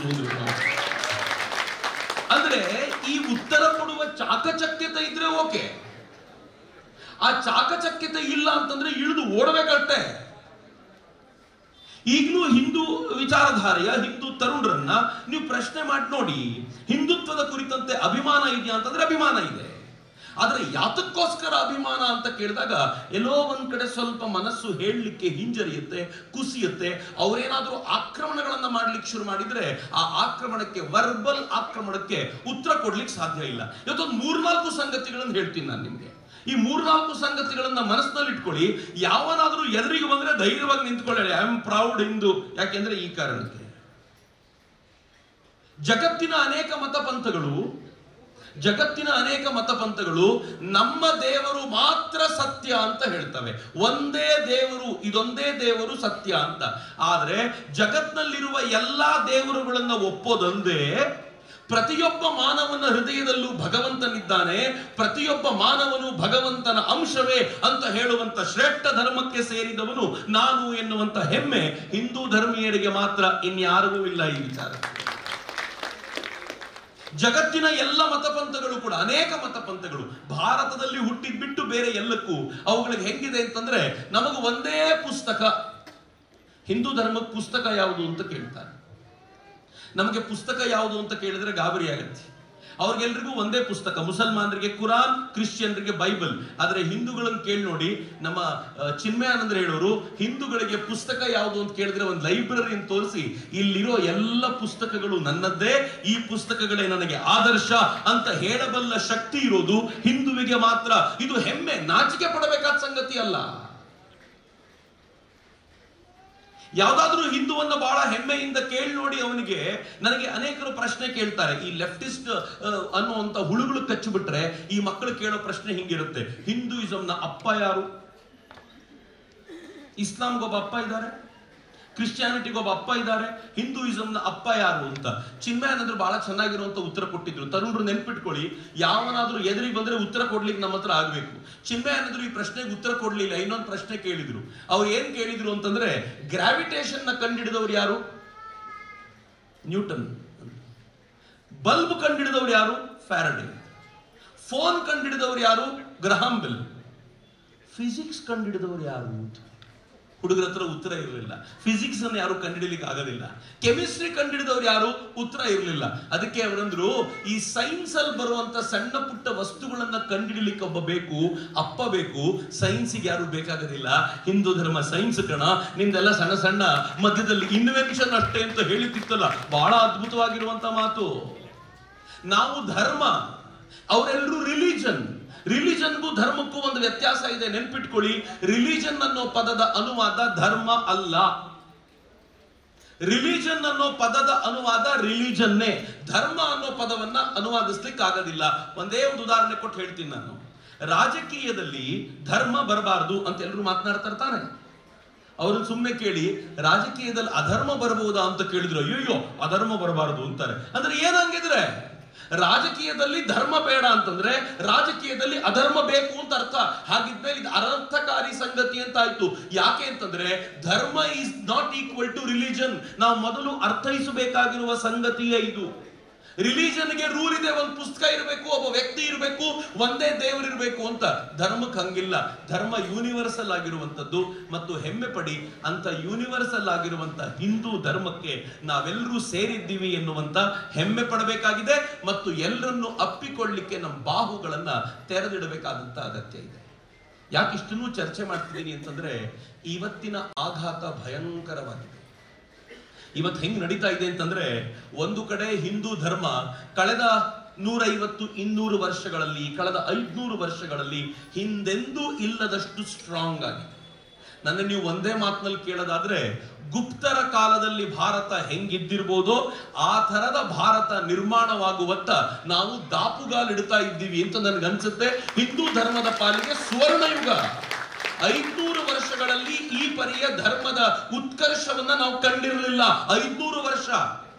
ಯಾಕೆ 500 ವರ್ಷ ಅಂತ ನಾನು ಸ್ಪೆಸಿಫಿಕ್ ಆಗಿ ಹೇಳ್ತೀನಿ ಅಂತಂದ್ರೆ, ರಾಮ ಮಂದಿರವನ್ನ ಪಡ್ಕೋಬೇಕು ಅಂತ 500 ವರ್ಷಗಳ ಫೈಟು, ಫೈನಲಿ 500 ವರ್ಷಗಳ ನಂತರ ಪಡ್ಕೊಂಡಿದ್ದೀವಿ. ಇದು ಹೆಮ್ಮೆ ಪಡುವಂತ ಸಂಗತಿ ನಮಗೆ ಅಂತ. 500 ವರ್ಷಗಳ ಹೋರಾಟ. ಈ 500 ವರ್ಷಗಳಲ್ಲಿ ಭಾರತ ಹಿಂದೂ ಧರ್ಮದ ವಿಚಾರಕ್ಕೆ ಏನೇನು ಏಳು ಬೀಳುಗಳನ್ನ ಕಂಡಿತ್ತೋ ಈ ಎಲ್ಲ ಎತ್ತರಕ್ಕೆ ಇರುವಂತ ಸ್ಥಿತಿ ಇದೆ. ಎಷ್ಟು ಎತ್ತರಕ್ಕೆ ಏರಿದ್ದೀವಿ ಅಂತಂದ್ರೆ, ಕಳೆದ 11 ವರ್ಷಗಳಿಂದ ಈ ದೇಶಕ್ಕೊಬ್ಬ ಪ್ರಧಾನಮಂತ್ರಿ ಸಿಕ್ಕಿದ್ದಾರೆ. ಅವರನ್ನು ನೀವೆಲ್ಲಾದ್ರೂ ಕರ್ಕೊಂಡೋಗಿ ದೇವಸ್ಥಾನಕ್ಕೆ ಬಿಟ್ರೆ ಅವರು ಕೂಡ ನಾಮ ಬೆಳ್ಕೊಂಡು ಅವರು ಕೂಡ ಭಗವಂತನ ಆರತಿಗೆ ಅಂತ ನಿಲ್ತಾರೆ. ನಿಲ್ಲುವಾಗಿನ ಶ್ರದ್ಧೆಯನ್ನು ನೋಡಿದ್ರೆ ವಾ, ಒಬ್ಬ ರಾಜ ಹೇಗಿರಬೇಕೋ ಅಂತದ್ದೊಬ್ಬ ರಾಜ ಇಷ್ಟು ವರ್ಷಗಳ ನಂತರ ಬಂದಲ್ಲ ಅಂತ. ಈ ದೇಶದ ಮೊದಲ ಪ್ರಧಾನಿ ಜವಾಹರ್ಲಾಲ್ ನೆಹರು ಹೇಗಿದ್ರು ಗೊತ್ತೇನು? ನಿರಂತರ ಆಕ್ರಮಣಕ್ಕೆ ಒಳಗಾಗಿರುವಂತ ಸೋಮನಾಥ ಮಂದಿರವನ್ನ ಪುನರ್ ನಿರ್ಮಾಣ ಮಾಡಬೇಕು ಅಂತ ಪಟೇಲರು ಹೇಳಿದಾಗ, ಸರ್ದಾರ್ ಪಟೇಲರು ಹೇಳಿದಾಗ ಅದನ್ನ ಮಾಡ್ಲಿಕ್ಕೆ ನಾನು ಬಿಡೋದಿಲ್ಲ ಅಂದಿಲ್ಲ. ಮಿತ್ರ, ನಿಮ್ಗೆ ಆಶ್ಚರ್ಯ ಅನ್ಸುತ್ತೆ ಹೇಳಿದ್ರೆ, ಮೌಲಾನಾ ಆಜಾದ್ ಹೇಳಿದ್ರು ಅದನ್ನ ಮಾಡಬೇಕು, ಆದ್ರೆ ದೇವಸ್ಥಾನವಾಗಿ ಬೇಡ, ಒಂದು ಮ್ಯೂಸಿಯಂ ಆಗಿ ಮಾಡೋಣ ಅಂತ. ಬಾಬಾ, ದೇವಸ್ಥಾನವನ್ನು ಒಡೆದು ಕಟ್ಟಿದ ಬಾಬರ್ನ ಹೆಸರಿನ ಒಂದು ಕಟ್ಟಡವನ್ನು ಒಡೆದಿದ್ದಕ್ಕೆ ಅದರ ಮೇಲೆ ಅಷ್ಟು ಪ್ರೀತಿಯನ್ನು ತೋರಿದ ಜನ ಸೋಮನಾಥ ಮಂದಿರವನ್ನು ಮ್ಯೂಸಿಯಂ ಮಾಡಬೇಕು ಅಂತಿದ್ರು. ಸರ್ದಾರ್ ಪಟೇಲ್ರ ಹಠ ಹಿಡಿದು ನಿಂತರು, ಆಗ್ಲೇಬೇಕು, ಮಾಡೇ ಮಾಡ್ತೀನಿ. ಜವಾಹರ್ಲಾಲ್ ನೆಹರು ಅಂದ್ರು 1 ಪೈಸಾ ಸರ್ಕಾರದ ದುಡ್ಡು ಕೊಡೋದಿಲ್ಲ. ಸರ್ದಾರ್ ಪಟೇಲ್ರು ನೇರವಾಗಿ ಗಾಂಧೀಜಿ ಹತ್ರ ಹೋದ್ರು ಕಂಪ್ಲೇಂಟ್ ಕೊಡ್ಲಿಕ್ಕೆ. ನೋಡಿ ಏನಂತಾನೆ ನಿಮ್ ಲಾಡ್ಲಾ.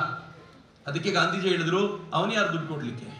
ಈ ದೇಶದ ಹಿಂದೂಗಳು ಹಿಂದೂ ಮಂದಿರವನ್ನ ಕಟ್ತಾರೆ, ಜನರಿಂದ ದುಡ್ಡನ್ನು ಸಂಗ್ರಹಿಸೋಣ ಅಂತ ಮಹಾತ್ಮ ಗಾಂಧೀಜಿ ಪ್ರೇರಣೆ ಕೊಟ್ಟ ನಂತರ ಜನರಿಂದ ಸಂಗ್ರಹ ಮಾಡಿ ಸೋಮನಾಥ ಮಂದಿರವನ್ನ ಕಟ್ಟಲಾಯಿತು. ನಾನು ಆಡ್ ಮಾಡ್ತಿದ್ದೀನಿ, ಜನರಿಂದ ಸಂಗ್ರಹ ಮಾಡಿ ಸೋಮನಾಥ ಮಂದಿರವನ್ನ ಕಟ್ಟಲಾಯಿತು. ಸರ್ಕಾರದ ದುಡ್ಡನ್ನು ಬಳಸಿರಲಿಲ್ಲ. ದುರಂತ ಅಂತಂದ್ರೆ, ಆ ಮಂದಿರ ಪುನರ್ ನಿರ್ಮಾಣಗೊಂಡಾಗ ಸರ್ದಾರ್ ಪಟೇಲ್ ಇರಲಿಲ್ಲ. ರಾಷ್ಟ್ರಪತಿಗಳು ಅದರ ಉದ್ಘಾಟನೆಗೆ ಬರಬೇಕು ಅಂತ ಆದ್ರೆ ಸ್ವತಃ ಜವಾಹರ್ಲಾಲ್ ನೆಹರು ಅದನ್ನ ವಿರೋಧಿಸಿ ಹೇಳಿದ್ರು. ನಾನು ಮಾತಾಡ್ತಾ ಎಲ್ಲಿಗಿದ್ದೆ ಅಂತಂದ್ರೆ, ಸೋಮನಾಥ ಮಂದಿರವನ್ನ ಪುನರ್ ನಿರ್ಮಾಣ ಮಾಡಿದಾಗ ರಾಷ್ಟ್ರಪತಿಗಳನ್ನ ಹೋಗಬಾರದು ಅಂತ ಪ್ರಧಾನಮಂತ್ರಿಗಳು ತಡೆದಿದ್ರು.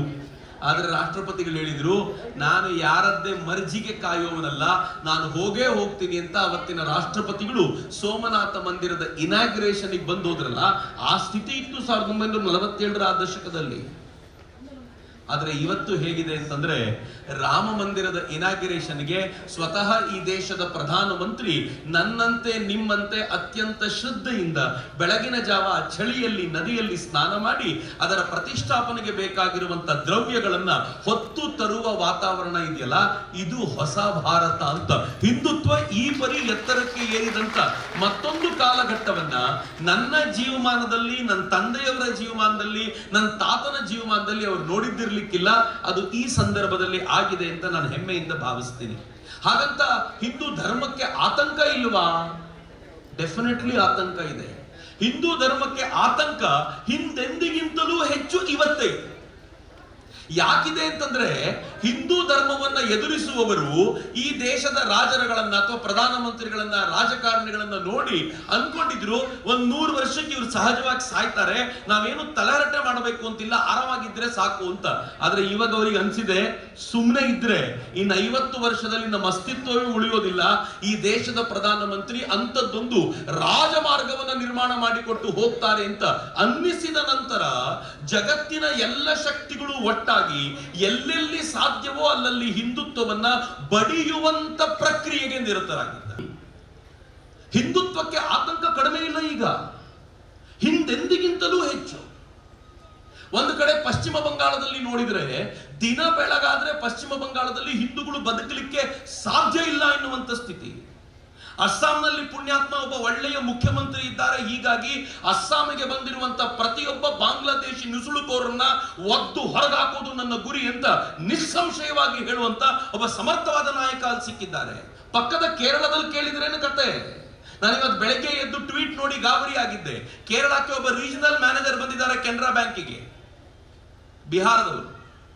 ಅವರೊಂದು ಮಾತು ಹೇಳಿದ್ದಾರೆ, ನೋಡಿ ನಮ್ ಕಡೆ ದನ ತಿನ್ನೋ ರೂಢಿ ಇಲ್ಲ, ನಾವೆಲ್ಲರೂ ದನ ತಿನ್ನದೇನೆ ಇರುವಂತ ನಾಡಿನಿಂದ ಬಂದವರು. ಹೀಗಾಗಿ ನಾನು ವಿನಂತಿಸ್ಕೊಳ್ತೀನಿ, ಇನ್ನು ಮೇಲೆ ನಮ್ಮ ಕೆನರಾ ಬ್ಯಾಂಕಿನೊಳಗೆ ದನದ ಮಾಂಸವನ್ನ ತಿನ್ನಬಾರದು ಅಂತ ನಾನು ವಿನಂತಿಸ್ಕೊಳ್ತೀನಿ ಅಂತಂದ್ರೆ ಏನ್ ಮಾಡಿದ್ದಾರೆ ಗೊತ್ತಾ? ಎಲ್ಲ ಕೆನರಾ ಬ್ಯಾಂಕಿನ ಯೂನಿಯನ್ ಅವರು ಸೇರಿಕೊಂಡು ಅಲ್ಲಿ ದನದ ಮಾಂಸ ತಿನ್ನುವ ಫೆಸ್ಟಿವಲ್ ಆಚರಣೆ ಮಾಡಿದ್ದಾರೆ ಕೇರಳದಲ್ಲಿ. ಪಂಜಾಬ್ನಲ್ಲಾದ್ರೆ ಖಾಲಿಸ್ತಾನಿಗಳು ಹೇಗೆ ಕೂತಿದ್ದಾರೆ ಅಂತಂದ್ರೆ ಸೇಮ್ ಧರ್ಮಸ್ಥಳದ ಹೋರಾಟಗಾರರ ತರ ಇದ್ದವರು. ಮೊದಲು 4 ಜನ ಇದ್ರು, 40 ಜನ ಆದ್ರು. ಸುಳ್ಳುಗಳ ಮೇಲೆ ಸುಳ್ಳುಗಳನ್ನ ಪೋಣಿಸಿ ಜನರನ್ನ ಸಂಗ್ರಹಿಸಲಿಕ್ಕೆ ಶುರು ಮಾಡಿದ್ರು. ಇವತ್ತು ಹೆಂಗಾಗಿದೆ ಗೊತ್ತೇನು? ಪಂಜಾಬಿನ ಬಹುತೇಕರು ಅವರು ಖಾಲಿಸ್ತಾನಿಗಳ ಪರವಾಗಿ ನಿಂತಿದ್ದಾರೆ. ಇಲ್ಲದೆ ಹೋಗಿದ್ದಿದ್ರೆ ಆ ರೈತರ ಹೋರಾಟ ಅಂತೇಳಿ ಅಷ್ಟು ಜನ 1 ವರ್ಷ 2 ವರ್ಷಗಳ ಕಾಲ ಬೀದಿಗೆ ಬಂದು ಕೂತ್ಕೊಳ್ಳಿಕ್ಕೆ ಹೆಂಗ್ ಸಾಧ್ಯ ಆಗ್ತಿತ್ತು? ಮಿತ್ರ, ಹಿಂದುತ್ವಕ್ಕೆ ಅಷ್ಟೇ ಪ್ರಮಾಣದ ಗಲಾಟೆ ಇರುವಂತ ಸಂದರ್ಭ ಕೂಡ ಇದೆ. ಚಿಕ್ಕಮಗಳೂರು ಆರಾಮಾಗಿದ್ದಾರೆ ಅಂತ ಇವತ್ತು ಅನ್ಕೊಂಡ್ರೆ ಸ್ವಲ್ಪ ಚಿಕ್ಕಮಗಳೂರಿನ ಔಟ್ಸ್ಕರ್ಟ್ಸ್ಗೆ ಹೋಗಿ ಬನ್ನಿ. ಈ ಜಿಲ್ಲೆಯ ಔಟ್ಸ್ಕರ್ಟ್ಸ್ ಅಲ್ಲಿ ಹೇಗೆ ಕ್ರಿಶ್ಚಿಯನ್ ಮಿಷನರಿಗಳು ಕೂತು ಬಿಟ್ಟಿದ್ದಾರೆ ಅಂತಂದ್ರೆ ದಾರಿಯುದ್ದಕ್ಕೂ ಕಂಡಲ್ಲಿ ನಿಮಗೆ ಚರ್ಚ್ಗಳು ಕಾಣ ಸಿಗುತ್ತವೆ. ಯಾರ ಅಡಿಯಲ್ಲಿ ಯಾವ ಜಾಗಕ್ಕೆ ಬಂದು ಶಂಕರಾಚಾರ್ಯರು ದಕ್ಷಿಣದ ಆಮ್ನಾಯ ಪೀಠವನ್ನ ಸ್ಥಾಪಿಸಿದ್ರು ಅದರಿಂದ 40-50 ಕಿಲೋಮೀಟರ್ ರೇಡಿಯಸ್ ನೋಡ್ಕೊಂಡು ಬನ್ನಿ, ಎಷ್ಟು ಚರ್ಚ್ಗಳು ನಿರ್ಮಾಣಗೊಂಡವು. ಎಲ್ಲಿ ಸೋತ್ವಿ ನಾವು ಯೋಚನೆ ಮಾಡಬೇಕಾಗಿರುವಂತ ಪ್ರಸಂಗ ಅಲ್ವೇನು? ಆಪರೇಷನ್ ವಿಜಯ್ ಸಿಂಧೂರ್ ಅದ್ಭುತ ಆಯ್ತು. ನಂಗೆ ಬಹಳ ಹೆಮ್ಮೆ ಇದೆ ರೀ. ಈ ದೇಶದ ಪ್ರತಿಯೊಬ್ಬ ಸೈನಿಕನ ಮೇಲೆ, ಕೂತಿರುವ ಪ್ರತಿಯೊಬ್ಬ ಸೈನಿಕನ ಮೇಲೆ ನನಗೆ ಹೆಮ್ಮೆ ಇದೆ. ಯಾಕೆ ಅಂತಂದ್ರೆ ನನ್ನ ಪ್ರಾಣ ಪಣಕ್ಕಿಡ್ತೀನಿ, ನನ್ನ ನಾಡಿನ 1 ಇಂಚು ಭೂಮಿಯನ್ನ ಕೊಡೋದಿಲ್ಲ ಅಂತ ಧೈರ್ಯವಾಗಿ ಹೇಳಬಲ್ಲ ತಾಕತ್ತಿದೆ ನನ್ನ ದೇಶದ ಸೈನಿಕನಿಗೆ. ಸೈನಿಕನ ವಿಚಾರ ಹೇಳಿದಾಗ ಚಪ್ಪಾಳೆ ತಟ್ಟಿದವರೆಲ್ಲರಿಗೂ ನನ್ನ ಪ್ರಾಣವನ್ನ ಬೇಕಿದ್ರೆ ಪ್ರಾಣಕ್ಕೆ ಕೊಡ್ತೀನಿ, ನನ್ನ ನಾಡಿನ ಒಬ್ಬ ಹಿಂದುವನ್ನು ಕೂಡ ಮತ್ತೊಂದು ಮತಕ್ಕೆ ಹೋಗ್ಲಿಕ್ಕೆ ನಾನು ಬಿಡದೆ ನೋಡ್ಕೊಳ್ತೀನಿ ಅಂತ ಹೇಳುವ ತಾಕತ್ತಿದೆಯಾ? ಸೈನಿಕನ ವಿಚಾರ ಕೇಳುವಾಗ ಹುಮ್ಮಸ್ಸು ನಮಗೆ. ಯಾಕಂದ್ರೆ ಸಾಯೋದು ಅವನಲ್ಲ, ಅವನು ಸತ್ತಿರೋದನ್ನ ಭಾವುಕವಾಗಿ ಸೇಲ್ ಮಾಡುವ ಜನ. ಆ ಭಾವನೆಗಳನ್ನ ಬಳಸ್ಕೊಂಡು ನಾವು ಮಾತನಾಡ್ತೀವಿ. ಅಗ್ರಿ, ಅವನಿಗೊಂದು ಗೌರವವಾಗಿದೆ ನನಗೆ. ಆದ್ರೆ ಅವನು ಮಾಡಿರುವ ಕೆಲಸದ 1% ಕೆಲಸವನ್ನ ನಾವು ನಮ್ಮ ನಾಡಿನೊಳಗೆ ಮಾಡಿದ್ರು ಹಿಂದೂ ಧರ್ಮಕ್ಕೆ ಬಂದಿರುವಂತ ಈ ಆತಂಕ ಇರೋದಿಲ್ಲ. ಯಾಕೆ ಆಗ್ತಿಲ್ಲ ನಮ್ಮ ಹತ್ರ? ಎಲ್ಲಿ ಸೋಲ್ತಿದ್ದೀವಿ ನಾವು? ನಾವು ಪ್ರಶ್ನೆ ಕೇಳ್ಕೊಳ್ಬೇಕಾಗಿದೆ. ನಮ್ಮ ಮುಂದಿನ ಪೀಳಿಗೆಯವರನ್ನ ಕರ್ಕೊಂಡ್ ಬರ್ತೀವಾ? ದೇವಸ್ಥಾನಗಳಿಗೆ ಕರ್ಕೊಂಡ್ ಬರ್ತೀವಾ? ಪೆಂಡಾಲ್ಗಳಿಗೆ ಕರ್ಕೊಂಡ್ ಬರ್ತೀವಾ? ನಂಗೆ ಗೊತ್ತು, ಅಮ್ಮ ಕರೆದಿರ್ತಾಳೆ, ಇವತ್ತು ಬಾರೆ ಹೋಗೋಣ ದೇವಸ್ಥಾನಕ್ಕೆ ಹೋಗೋಣ ಅಂತ ಮಗಳಿಗೆ ಕರೆದಿರ್ತಾಳೆ. ಹೋಗಮ್ಮ, ಯಾರು ಬರ್ತಾರ ಅಲ್ಲಿಗೆ ಅಂತ ಮಗಳು ಹೇಳಿರ್ತಾಳೆ. ನಾವು ಬಿಟ್ಟು ಬಂದ್ವಿ. ಅವಳು ಏನ್ ಮಾಡ್ತಾಳೆ? ಧನಂದಾರಿ ಏನೋ ಕೆಲಸ ಮಾಡ್ತಿರಲ್ಲ, ಮೊಬೈಲ್ ಹಿಡ್ಕೊಂಡು ರೀಲ್ ನೋಡ್ತಾ ಕೂತಿರ್ತಾಳೆ. ಒಂದಾದ್ರೂ ರೀಲು ಸಮಾಜೋದ್ಧಾರದ ರೀಲ್ ಇದೆಯಾ? ನಂಗೆ ಬಹಳ ಬೇಜಾರಿದೆ ರೀ. ನಾನು ರೀಲ್ ನೋಡ್ತೀನಿ. ನಾನು ಇತ್ತೀಚೆಗೆ ರೀಲ್ ನೋಡೋದನ್ನ ಕಳೆದ ಕೆಲವು ತಿಂಗಳ ಹಿಂದೆ ನೋಡಬಾರದು ಅಂತ ಡಿಸೈಡ್ ಮಾಡಿಬಿಟ್ಟೆ. ಯಾಕೆ ನೋಡಬಾರದು ಅಂತ ಡಿಸೈಡ್ ಮಾಡಿಬಿಟ್ಟೆ ಗೊತ್ತಾ? ನನಗೆ ಕ್ಲಾಸಿಕಲ್ ಸಂಗೀತ ಕೇಳೋದು ಇಷ್ಟ ಆಗ್ತಿರ್ಲಿಲ್ಲ. ಕಷ್ಟಪಟ್ಟು ಕೇಳಿ ಕೇಳಿ ಕೇಳಿ ಅಭ್ಯಾಸ ಮಾಡಿಕೊಂಡು ಈಗ ಒಂದು ಒಳ್ಳೆ ಸಂಗೀತ ಬಂದ್ರೆ ಕೂತ್ಕೊಂಡು ಕೇಳುವಂತ ರೂಢಿ ಬೆಳೆಸ್ಕೊಂಡಿದ್ದೀನಿ. ಅದ್ರ ರೀಲ್ ನೋಡ್ಲಿಕ್ಕೆ ಶುರುವಾದ್ಮೇಲೆ ಏನಾಗಿದೆ ಗೊತ್ತಾ?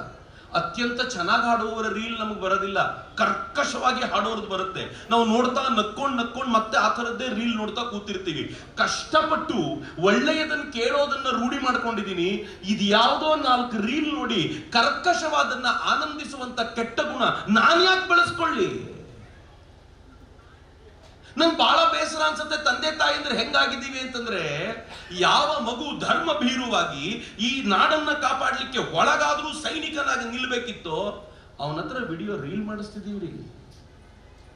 ನಂಗೆ ಬೇಜಾರಿಲ್ಲ, ನಮ್ಮ ಮಕ್ಕಳು ಪಾಪ್ಯುಲರ್ ಆದ್ರೆ ಬಹಳ ಸಂತೋಷ ನನಗೆ. ಅದ್ರ ಪ್ರಾಬ್ಲಮ್ ಏನ್ ಗೊತ್ತಾ?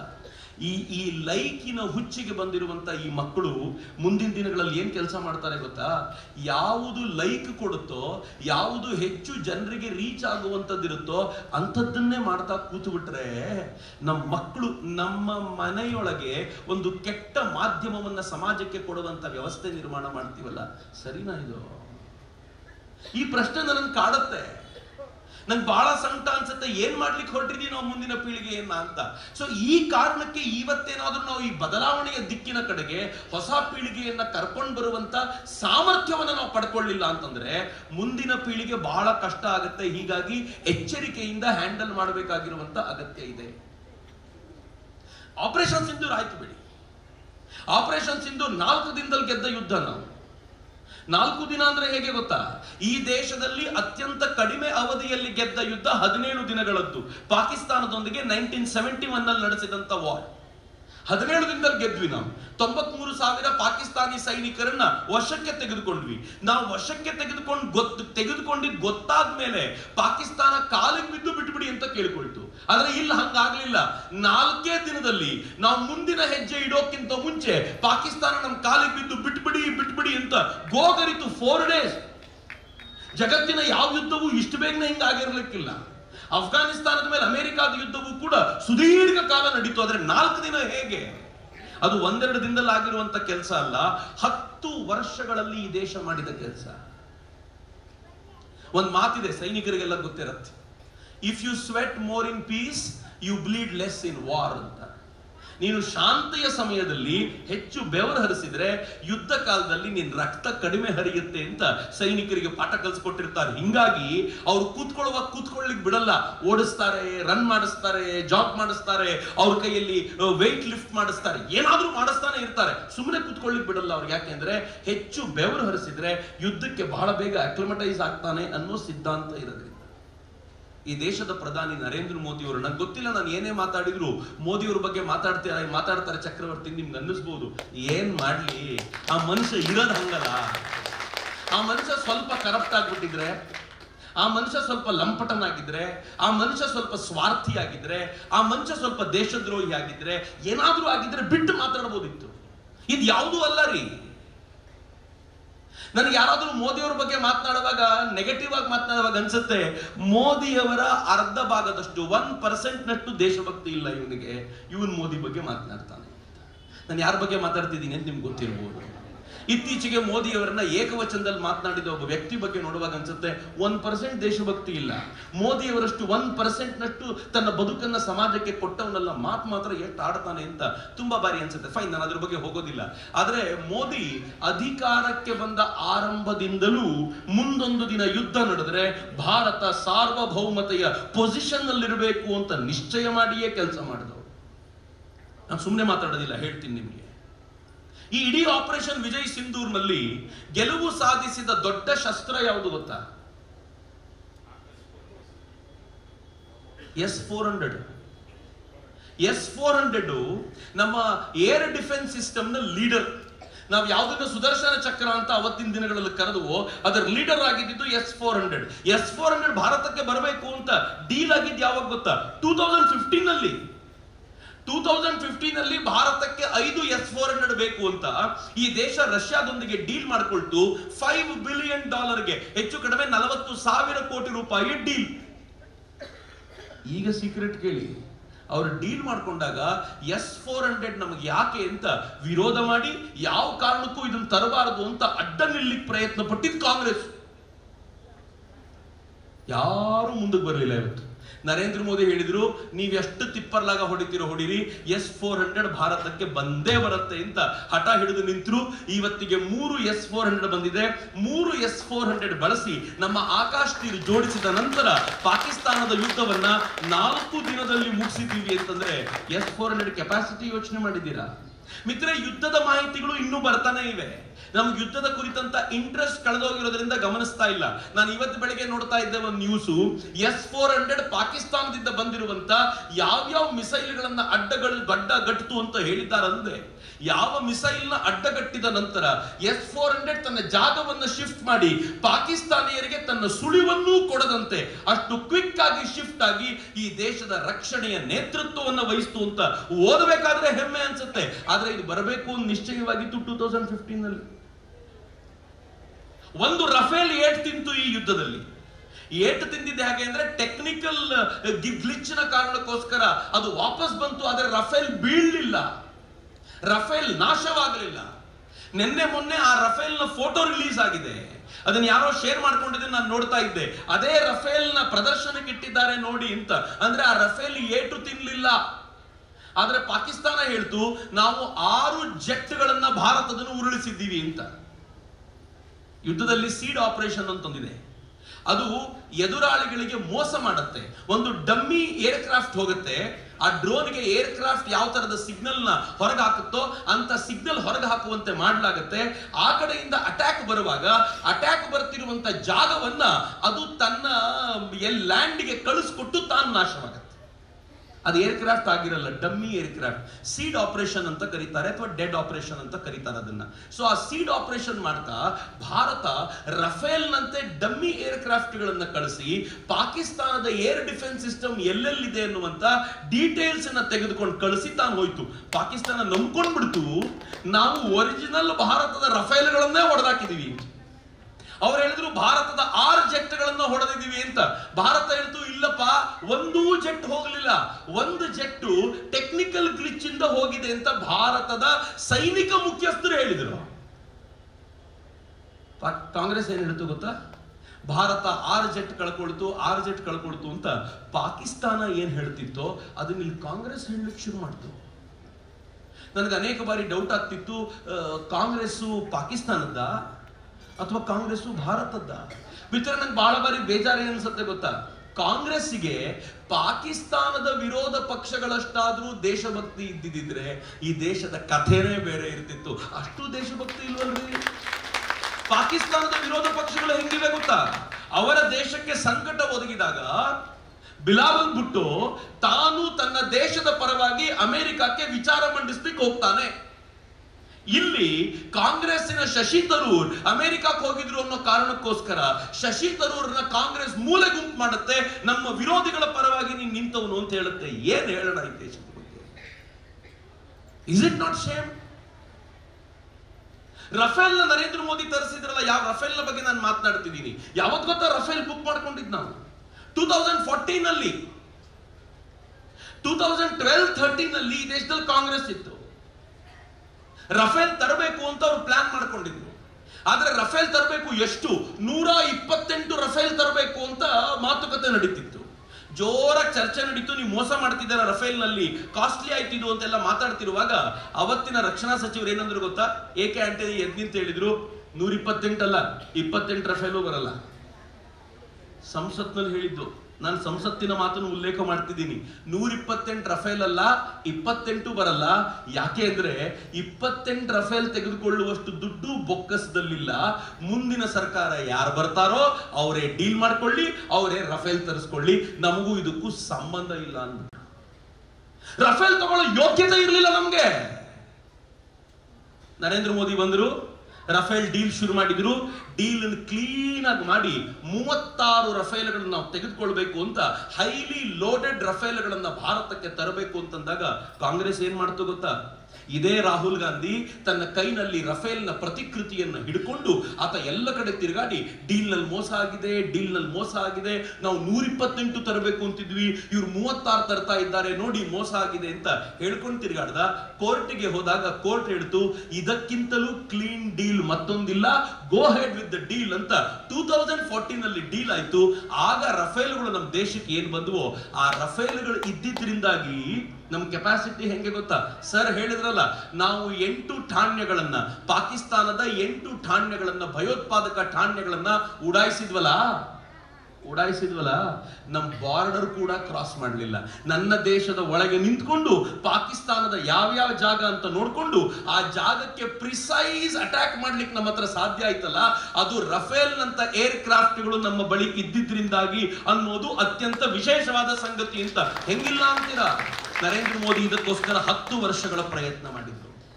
ಆದ್ರೆ ಬರೀ ರಫೇಲ್ ತಗೊಂಡು S-400 ತೆಗೆದುಕೊಂಡಲ್ಲ, ಈ ದೇಶದ DRDO ಹೆಂಗ್ ಅಭಿವೃದ್ಧಿಗೊಳಿಸಿದ್ರು ಅಂತಂದ್ರೆ, ನರೇಂದ್ರ ಮೋದಿ ಹೇಳಿದ್ರು DRDO ನಲ್ಲಿ ನಾವು ಮೆಂಟರಿಂಗ್ ಮಾಡಬೇಕು, ಹೊಸ ಪೀಳಿಗೆಯ ತರುಣರನ್ನ ಜೋಡಿಸ್ಕೋಬೇಕು ಅಂತ ಹೇಳಿ DRDO ಅಭಿವೃದ್ಧಿಗೊಳಿಸಿದ ನಂತರ ಆಕಾಶ್ ತೀರ್ ಇಂಪ್ರೂವ್ ಆಯ್ತು, ನಮ್ದು ಏರ್ ಡಿಫೆನ್ಸ್ ಸಿಸ್ಟಮ್ ಡೆವಲಪ್ ಆಯ್ತು.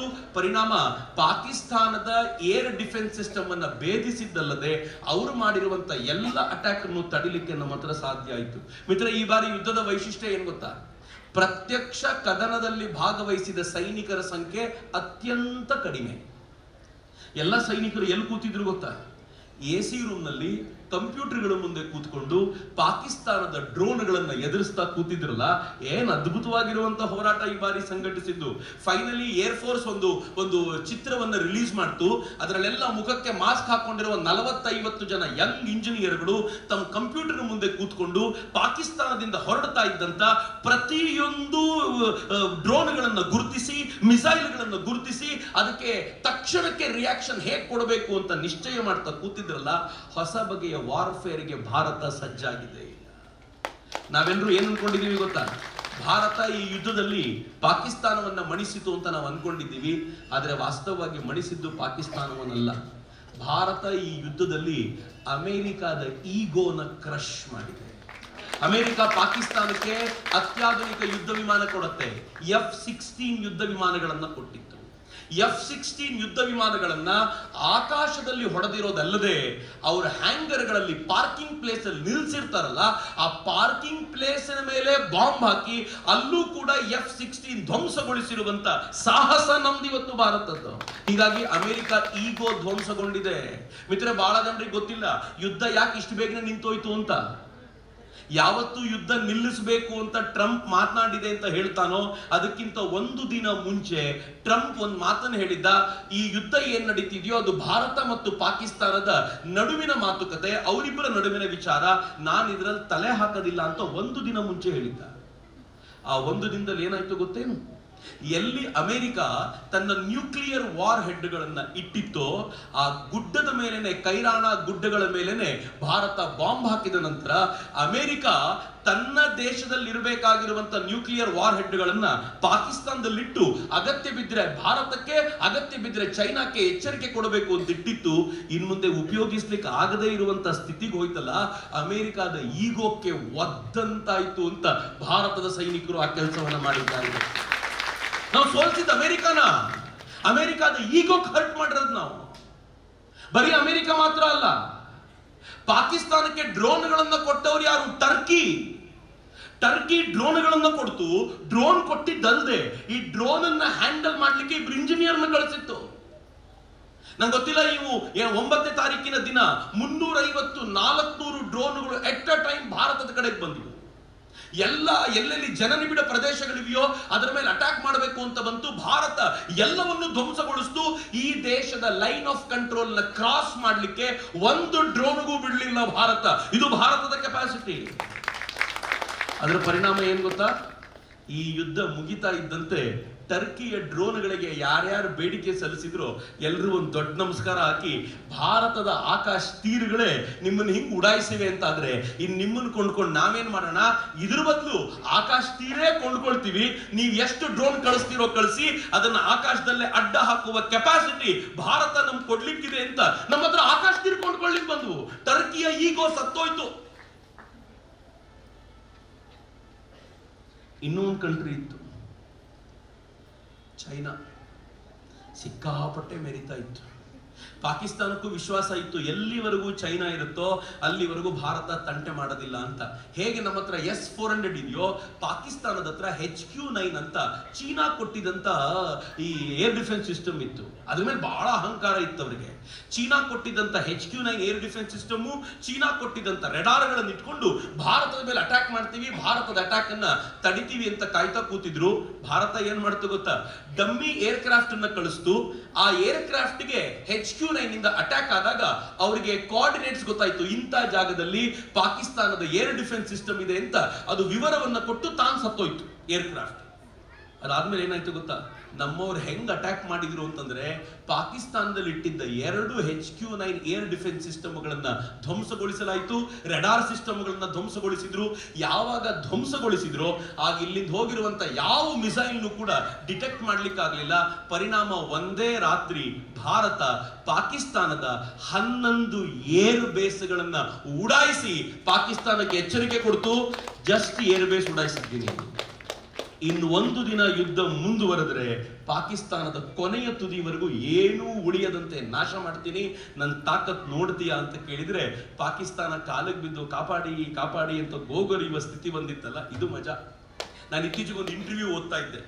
ಒಬ್ಬ ನೇವಲ್ ಆಫೀಸರ್ ಹೇಳ್ತಾರೆ, ನರೇಂದ್ರ ಮೋದಿ ಅವರು ಎಲ್ಲ ಯುದ್ಧ ಮುಗಿದ್ಮೇಲೆ ಹೇಳಿದ್ರಂತೆ, ನಿಮ್ಗೊಂದು ಅವಕಾಶ ಮಿಸ್ ಆಯ್ತಲ್ಲ, ಏನು ಅರ್ಥ ಅದರದು?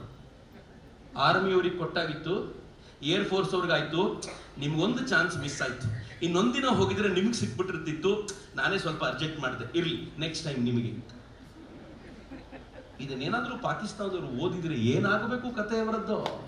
ಪಾಕಿಸ್ತಾನದ ನೇವಲ್ ಬೇಸ್ ಅನ್ನ ಧ್ವಂಸಗೊಳಿಸುವಂತ ಸಾಮರ್ಥ್ಯ ವಿವರ್ ರೆಡಿ.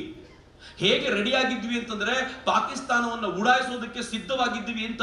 ಪಾಕಿಸ್ತಾನ ಏನಾದ್ರೂ ಒಂದು ದಿನ ತಡ ಮಾಡಿದ್ರೂ ಕೂಡ ಪಾಕಿಸ್ತಾನದ ನಾಮೋ ನಿಶಾನ್ ಇರ್ತಿರ್ಲಿಲ್ಲ, ಆ ತರ ಭಾರತಕ್ಕಾಗಿರ್ತಿತ್ತು ಅಂತ. ಆದ್ರೆ ಭಾರತದ ಎಚ್ಚರಿಕೆ ಎಂತದ್ದು ಗೊತ್ತೇನೋ ಮಿತ್ರರೇ, ನಂಗೆ ಈ ಯುದ್ಧದ ಬಗ್ಗೆ ಬಹಳ ಹೆಮ್ಮೆಯ ಸಂಗತಿ ಏನು ಅಂತಂದ್ರೆ ಭಾರತ ಪಾಕಿಸ್ತಾನದ ಒಬ್ಬ ನಾಗರಿಕನನ್ನು ಕೊಲ್ಲಲಿಲ್ಲ. ಹೆಂಗ್ರಿ ಸಾಧ್ಯ? ಇಲ್ಲಿಂದ 450 ಕಿಲೋಮೀಟರ್ ದೂರದಲ್ಲಿರುವಂತ ಒಂದು ಏರ್ ಬೇಸ್ ಮೇಲೆ ಒಂದು ಬಾಂಬ್ ಬೀಳಬೇಕು, ಒಂದು ಮಿಸೈಲ್ ಬೀಳಬೇಕು. 450 ಕಿಲೋಮೀಟರ್ ಆಚೆ ಅಷ್ಟು ದೂರಕ್ಕೆ ಮಿಸೈಲ್ ಹೋಗ್ಬೇಕು. ಆದ್ರೆ ಮಿಸೈಲು ಹೆಂಗ್ ಹೋಗ್ಬೇಕು ಗೊತ್ತಾ? ಎಲ್ಲಿ ಬೀಳ್ಬೇಕು ಅಂತ ಹೇಳಿರ್ತೀವೋ ಅಲ್ಲೇ ಬೀಳ್ಬೇಕು. ಈ ತರದ ಪ್ರಿಸೈಸ್ಡ್ ಅಟ್ಯಾಕ್ ಮಾಡುವ ಕೆಪಾಸಿಟಿಯನ್ನ ಜಗತ್ತಿನಲ್ಲಿ ತೋರ್ಪಡಿಸಿರುವಂತದ್ದು ಕೆಲವೇ ರಾಷ್ಟ್ರಗಳು. Russia, America, Israel. ಚೈನಾ ಕೂಡ ಯುದ್ಧದಲ್ಲಿ ಇನ್ನೂ ಅದನ್ನು ತೋರ್ಪಡಿಸಿಲ್ಲ.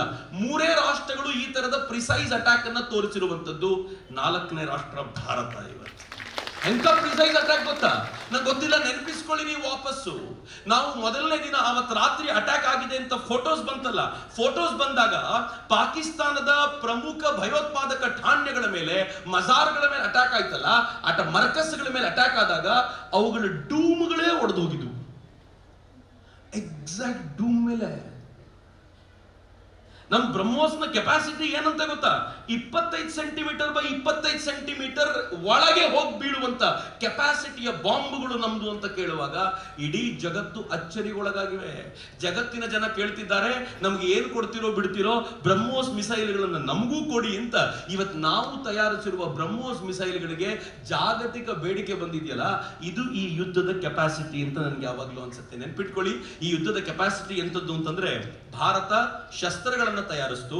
ಜಗತ್ತಿನ ರಾಷ್ಟ್ರಗಳು ಶಸ್ತ್ರಗಳನ್ನ ತಯಾರಿಸಿ ತಾವು ತಮ್ಮ ಜಾಗದಲ್ಲಿ ಅದನ್ನ ಟೆಸ್ಟ್ ಮಾಡ್ತವೆ.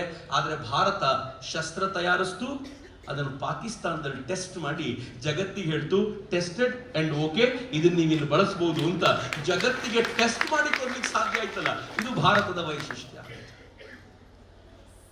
ಇನ್ನೂ ಯುದ್ಧ ಆದ್ರೆ 100% ನಮ್ಗೇನು ತೊಂದರೆ ಇಲ್ಲ. ಯಾಕೆಂದ್ರೆ ಭಾರತ ರೆಡಿಯಾಗಿದೆ. ಈ ದೇಶ ಈಗಲೂ ಹೇಳ್ತಾ ಇದೆ, ನಾವು ಆಪರೇಷನ್ ಸಿಂಧೂರ್ನ ಇನ್ನೂ ಮುಗಿಸ್ಲಿಲ್ಲ, ಇದು ಕಂಟಿನ್ಯೂ ಬಟನ್ ನಲ್ಲಿದೆ. ಪಾಸ್ ಅಷ್ಟೇ ಮಾಡಿರೋದು. ಯಾಕೆ ಪಾಸ್ ಮಾಡಿದೀವಿ ಅಂತ ಧೈರ್ಯವಾಗಿ ಹೇಳಬಲ್ಲೆವು ಅಂತಂದ್ರೆ, ಯಾವತ್ತೂ ಆಪರೇಷನ್ ಸಿಂಧೂರ್ ಮಾಡಬೇಕು ಅಂತ, ಮುಗಿಸ್ಬೇಕು ಅಂತ ಪಾಕಿಸ್ತಾನ ಡಿಮ್ಯಾಂಡ್ ಮಾಡ್ತಲ್ಲ, ಅವ್ನು ಟ್ರಂಪ್ ಹೇಳ್ಕೊಂಡು ತಿರುಗಾಡ್ತಿದ್ದೆ, ನಾನೇ ನಿಲ್ಸಿದ್ದು ಅಂತ. ಅವ್ನು ನಿಜವಾಗ್ಲೂ ನಿಲ್ಸಿದ್ದಿದ್ರೆ ಅವ್ನು 28 ಸಲ ಹೇಳ್ಬೇಕಾದಂತ ಅಗತ್ಯ ಇರಲಿಲ್ಲ. ಎರಡೂ ದೇಶಗಳು ಹೆಮ್ಮೆಯಿಂದ ಹೇಳ್ಕೊಳ್ತಿದ್ವು, ಥ್ಯಾಂಕ್ ಯು ಟ್ರಂಪ್ ಅಂತ ಹೇಳ್ತಿದ್ವು, ಮುಗಿತಿತ್ತು. ಆದ್ರೆ ಆತ 28 ಸಲ ಹೇಳ್ಕೊಂಡು ತಿರುಗಾಡ್ತಿದ್ದಾನೆ. ನನ್ಗನ್ಸುತ್ತೆ ಮೊನ್ನೆ ಅವ್ನು ಹೇಳ್ಕೊಂಡಿರೋದು ಕನಿಷ್ಠ ಪಕ್ಷ 99ನೇ ಸಲ ಇರಬೇಕು, ನಾನೇ ಯುದ್ಧ ನಿಲ್ಸಿದ್ದು ಅಂತ. ಈ ದೇಶದ ಪ್ರಧಾನಮಂತ್ರಿ ಸಂಸತ್ನಲ್ಲಿ ಹೇಳಿದ್ರು, ಯಾರ ಮಾತಿಗೂ ತಲೆಬಾಗುವ ರಾಷ್ಟ್ರ ಭಾರತ ಅಲ್ಲ, ನನಗೆ ಏನ್ ಮಾಡಬೇಕೋ, ನನ್ನ ದೇಶಕ್ಕೆ ಒಳಿತು ಏನೋ ಅದನ್ನು ಮಾಡೇ ಮಾಡುತ್ತೆ ಅಂತ ಭಾರತದ ಕುರಿತು ಗರ್ವದಿಂದ ನುಡಿದ್ರು. ಆದ್ರೆ ವಾಸ್ತವವಾಗಿದ್ದೇನು ಗೊತ್ತಾ? ಅಮೆರಿಕಾದ ಸೆಕ್ರೆಟರಿ ಕಾಲ್ ಮಾಡಿದ್ರು, ಇದು ಓಪನ್ ಸೋರ್ಸ್ ನಲ್ಲಿದೆ. ಕಾಲ್ ಮಾಡಿ ಭಾರತಕ್ಕೆ ಕೇಳ್ಕೊಂಡು ಯುದ್ಧವನ್ನು ನಿಲ್ಲಿಸಬೇಕಲ್ಲ ಅಂತ. ಭಾರತ ಹೇಳ್ತಂತೆ, ಅದು ಪಾಕಿಸ್ತಾನದಿಂದ ಬೇಡಿಕೆ ಬರಬೇಕು, ನಿಮ್ಮಿಂದಲ್ಲ. ಪಾಕಿಸ್ತಾನಕ್ಕೆ ಮಾಡಿಸ್ತೀವಿ ಅಂತಂದ್ರು.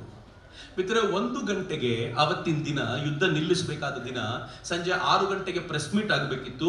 1 ಗಂಟೆಗೆ ಪಾಕಿಸ್ತಾನದ director general of military operations call ಮಾಡ್ತಾರೆ. ಈ ದೇಶದ DGM ಫೋನಿಗೆ ಸಿಗಲ್ಲ. ಏನ್ ಹೇಳ್ತಾರೆ ಗೊತ್ತಾ? ಬ್ಯುಸಿ ಆಗಿದ್ದೀನಿ, 2 ಗಂಟೆ ಬಿಟ್ಟು ಮಾಡ್ಲಿಕ್ಕೆ ಹೇಳಿ ಅಂತ. ಅದೇ ಅದ್ಭುತ ರೀ ಕೇಳಕ್ಕೆ. ಪಾಕಿಸ್ತಾನದವ್ರ ಕತೆ ಏನಾಗಿರ್ಬೇಡ, ಬೇಡ್ಕೊಂಡು ಬಂದ ಒಂದು ಸ್ಥಿತಿ ಅದು. 3 ಗಂಟೆಗೆ ಅವ್ರು ಮತ್ತೆ ಫೋನ್ ಮಾಡಿದಾಗ ಅಷ್ಟೊತ್ತಿಗೆ ಎಲ್ಲ ಚರ್ಚೆ ನಡೆದಿತ್ತು. ಪಾಕಿಸ್ತಾನ ಕೇಳಿದ್ರೆ ಏನೇನು ಹೇಳಬೇಕು ಅಂತ ಡಿಸ್ಕಷನ್ ಕಂಪ್ಲೀಟ್ ಆಗಿತ್ತು. ಪಾಕಿಸ್ತಾನ ಕೇಳಿದಾಗ ಭಾರತ ಏನ್ ಹೇಳ್ತು ಗೊತ್ತಾ? ನಿಲ್ಲಿಸ್ತೀವಿ, ನಾವು ಅಟ್ಯಾಕ್ ಮಾಡೋದನ್ನ ನಿಲ್ಲಿಸ್ತೀವಿ, ಆದ್ರೆ ಒಂದೇ ಒಂದು ಕಂಡೀಷನ್, ಇನ್ನು ಮುಂದೆ ಯಾವತ್ತಾದ್ರೂ ಭಾರತದಲ್ಲಿ ಪಾಕಿಸ್ತಾನ ಪ್ರೇರಿತ ಭಯೋತ್ಪಾದಕ ದಾಳಿ ಆದ್ರೆ ಅದನ್ನ ನೀವು ಯುದ್ಧ ಶುರು ಮಾಡಿದ್ದೀರಾ ಅಂತ ನಾವು ಭಾವಿಸ್ತೀವಿ, ಮತ್ತು ನಮ್ಮ ಕಡೆಯಿಂದ ಅಟ್ಯಾಕ್ ಶುರುವಾಗುತ್ತೆ. Is that okay? Pakistan okay ಅಲ್ಲ ಅಂತ ಹೆಂಗೆ ಹೇಳುತ್ತೆ? ಇನ್ಯಾವತ್ತೂ ಅಟ್ಯಾಕ್ ಮಾಡಲ್ಲ, ಸದ್ಯಕ್ಕೆ ನಿಲ್ಲಿಸ್ಬಿಡಿ ಅಂತ ಕೇಳುತ್ತು. ಎರಡನೇ ಕಂಡೀಷನ್ ಇದೆ. ಎರಡನೇ ಕಂಡೀಷನ್ ಏನು ಅಂತಂದ್ರೆ, ಇದುವರೆಗೂ ನಾವು ಯಾವ ಸಿಂಧು ವಾಟರ್ ಟ್ರೀಟಿನ ತಡೆ ಹಿಡಿದಿದೀವೋ, ಅಬೆಯನ್ಸ್ ಅಲ್ಲಿ ಇದೆಯೋ, ಅದು ಹಾಗೆ ಕಂಟಿನ್ಯೂ ಆಗುತ್ತೆ. ನಿಮಗೆ ಸಿಂಧುವಿನ ನೀರು ಬಿಡುವ ಪ್ರಮೇಯವೇ ಇಲ್ಲ.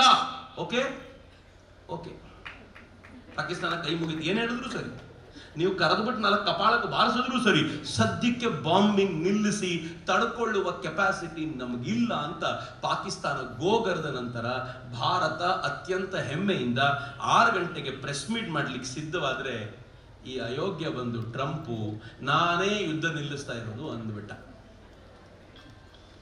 ಒಂದು ಪ್ರಬಲ ರಾಷ್ಟ್ರ ನಾನು ಯುದ್ಧ ನಿಲ್ಲಿಸ್ತಾ ಇರೋದು ಅಂತಂದಾಗ ಈ ದೇಶದವರು ಅದಕ್ಕೆ ರಿಯಾಕ್ಟ್ ಹೆಂಗ್ ಮಾಡ್ಬೇಕು ಹೇಳಿ? ಪ್ರೆಸ್ ಮೀಟ್ ನಲ್ಲಿ ಹೇಳಬೇಕು ಥ್ಯಾಂಕ್ ಯು ಟ್ರಂಪ್ ಅಂತ. ಈ ದೇಶ ಪ್ರೆಸ್ ಮೀಟ್ ಅಲ್ಲಿ ಟ್ರಂಪ್ನ ಹೆಸರನ್ನೇ ಉಲ್ಲೇಖ ಮಾಡಿ. ಮಾನ ಮರ್ಯಾದೆ ಬೇಕಾಗಿತ್ತ? ಹಿಂಗೆ ಯಾವ ದೊಡ್ಡ ಮನೆಯವರೆಗೂ ಈ ತರದ ಪರಿಸ್ಥಿತಿ ಬರಬಾರ್ದು. ಆ ತರದ ಪರಿಸ್ಥಿತಿ ಒಂದು. ಆ ತರದ ಸ್ಥಿತಿಗೆ ಬಂದಿರುವಂತ ಆತ ಯಾವ ಸ್ಥಿತಿಗೆ ಬಂದ ಅಂದ್ರೆ, ಪದೇ ಪದೇ ಹೇಳ್ಕೊಂಡ, ಕೊನೆಗೆ ಎಲ್ಲಿವರೆಗೂ ಬಂದ ಅಂತಂದ್ರೆ, ಈ ದೇಶದ ಮೇಲೆ 50% ಟ್ಯಾರಿಫ್ ಹಾಕುವಂತ ಹಂತಕ್ಕೆ ಬಂದ. ಮಿತ್ರ, ನೆಕ್ಸ್ಟ್ ಮಜಾ ಇರೋದು ಇಲ್ಲಿ. 50% ಟ್ಯಾರಿಫ್ ಹಾಕಿದ್ದಾರಲ್ಲ, ಇವತ್ತಿನ ದೊಡ್ಡ ಯುದ್ಧ ಇದು. ಈ ಯುದ್ಧ ಮುಗಿದೋಯ್ತು. ಈಗ ನೆಕ್ಸ್ಟ್ ಯುದ್ಧ ಇದೆ, 50% ಟ್ಯಾರಿಫ್. ಒಂದು 50% ಟ್ಯಾರಿಫ್ ಅನ್ನು ಎದುರಿಸಬೇಕು. ನೆಕ್ಸ್ಟ್ ಪಾಕಿಸ್ತಾನ ಮತ್ತೆ ದಾಳಿ ಮಾಡಿದರೆ ಅದಕ್ಕೆ ಯಾರ್ಯಾರು ಸಹಕಾರ ಕೊಟ್ಟಿದ್ದಾರೋ ಅವ್ರದ್ದೆಲ್ಲರದ್ದು ಬಾಲ ಕತ್ತರಿಸಬೇಕು. ಈ ದೇಶದಲ್ಲಿ ರಾಹುಲ್ ಗಾಂಧಿ ಮತ್ತು ಟೀಮು ಈ ದೇಶದ ಪ್ರಧಾನಮಂತ್ರಿಯನ್ನ ಹೀನಾಮಾನ ಬೈತಿರುವಾಗ, ಈ ದೇಶದ ಪ್ರಧಾನಮಂತ್ರಿ ಒಂದು ವಿದೇಶ ಪ್ರವಾಸ ಮಾಡಿದ್ರು. ಯುದ್ಧ ಮುಗಿದ 3-4 ದಿನಗಳೊಳಗೆ, ನಂಗೆ ಗೊತ್ತಿಲ್ಲ ಎಷ್ಟು ಜನ ನೆನ್ಪಿಟ್ಕೊಂಡಿದ್ದಾರೋ, ಆಪರೇಷನ್ ವಿಜಯ್ ಸಿಂಧೂರ್ಗಿಂತ ಇಂಪಾರ್ಟೆಂಟ್ ಆಗಿರುವಂತ ಸಂಗತಿ ಅದು. ಯುದ್ಧ ಮುಗಿದ ತಕ್ಷಣ ಈ ದೇಶದ ಪ್ರಧಾನಮಂತ್ರಿ ಎಲ್ಲಿಗೆ ಹೋದ್ರು ಗೊತ್ತಾ? ಟರ್ಕಿ ಪಕ್ಕದಲ್ಲಿರುವ ಸಿಪ್ರಸ್ಸಿಗೆ ಹೋದ್ರು. ಸಿಪ್ರಸ್ ತುಂಬಾ ಚಿಕ್ಕ ಜಾಗ. ಈ ಚಿಕ್ಕ ಜಾಗದ ವೈಶಿಷ್ಟ್ಯ ಏನು ಅಂತಂದ್ರೆ, ಟರ್ಕಿ ಜೊತೆಗೆ ನಿರಂತರವಾಗಿ ಜಗಳ ಮಾಡ್ತಿದೆ ಅದು. ಟರ್ಕಿ ಅದರ ಒಂದು ಪ್ರದೇಶವನ್ನ ತನ್ನದ್ದು ಅಂತ ಹೇಳಿ ಕಿತ್ಕೊಂಡು ಕೂತಿದೆ. ಈ ದೇಶದ ಪ್ರಧಾನಿ ಏನ್ ಮಾಡಿದ್ರು ಗೊತ್ತಾ?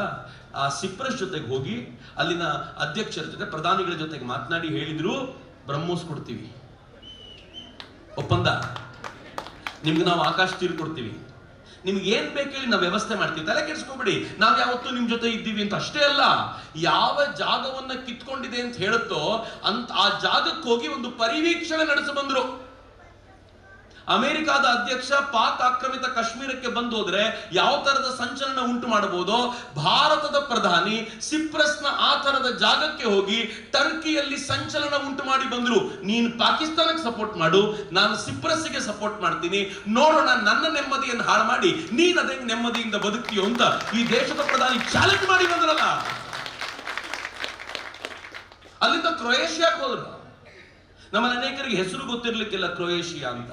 ಕ್ರೊಯೇಷಿಯಾ ಯುರೋಪಿಯನ್ ಯೂನಿಯನ್ ಒಂದು ನಡುವಿರುವಂತ ಒಂದು ದೇಶ.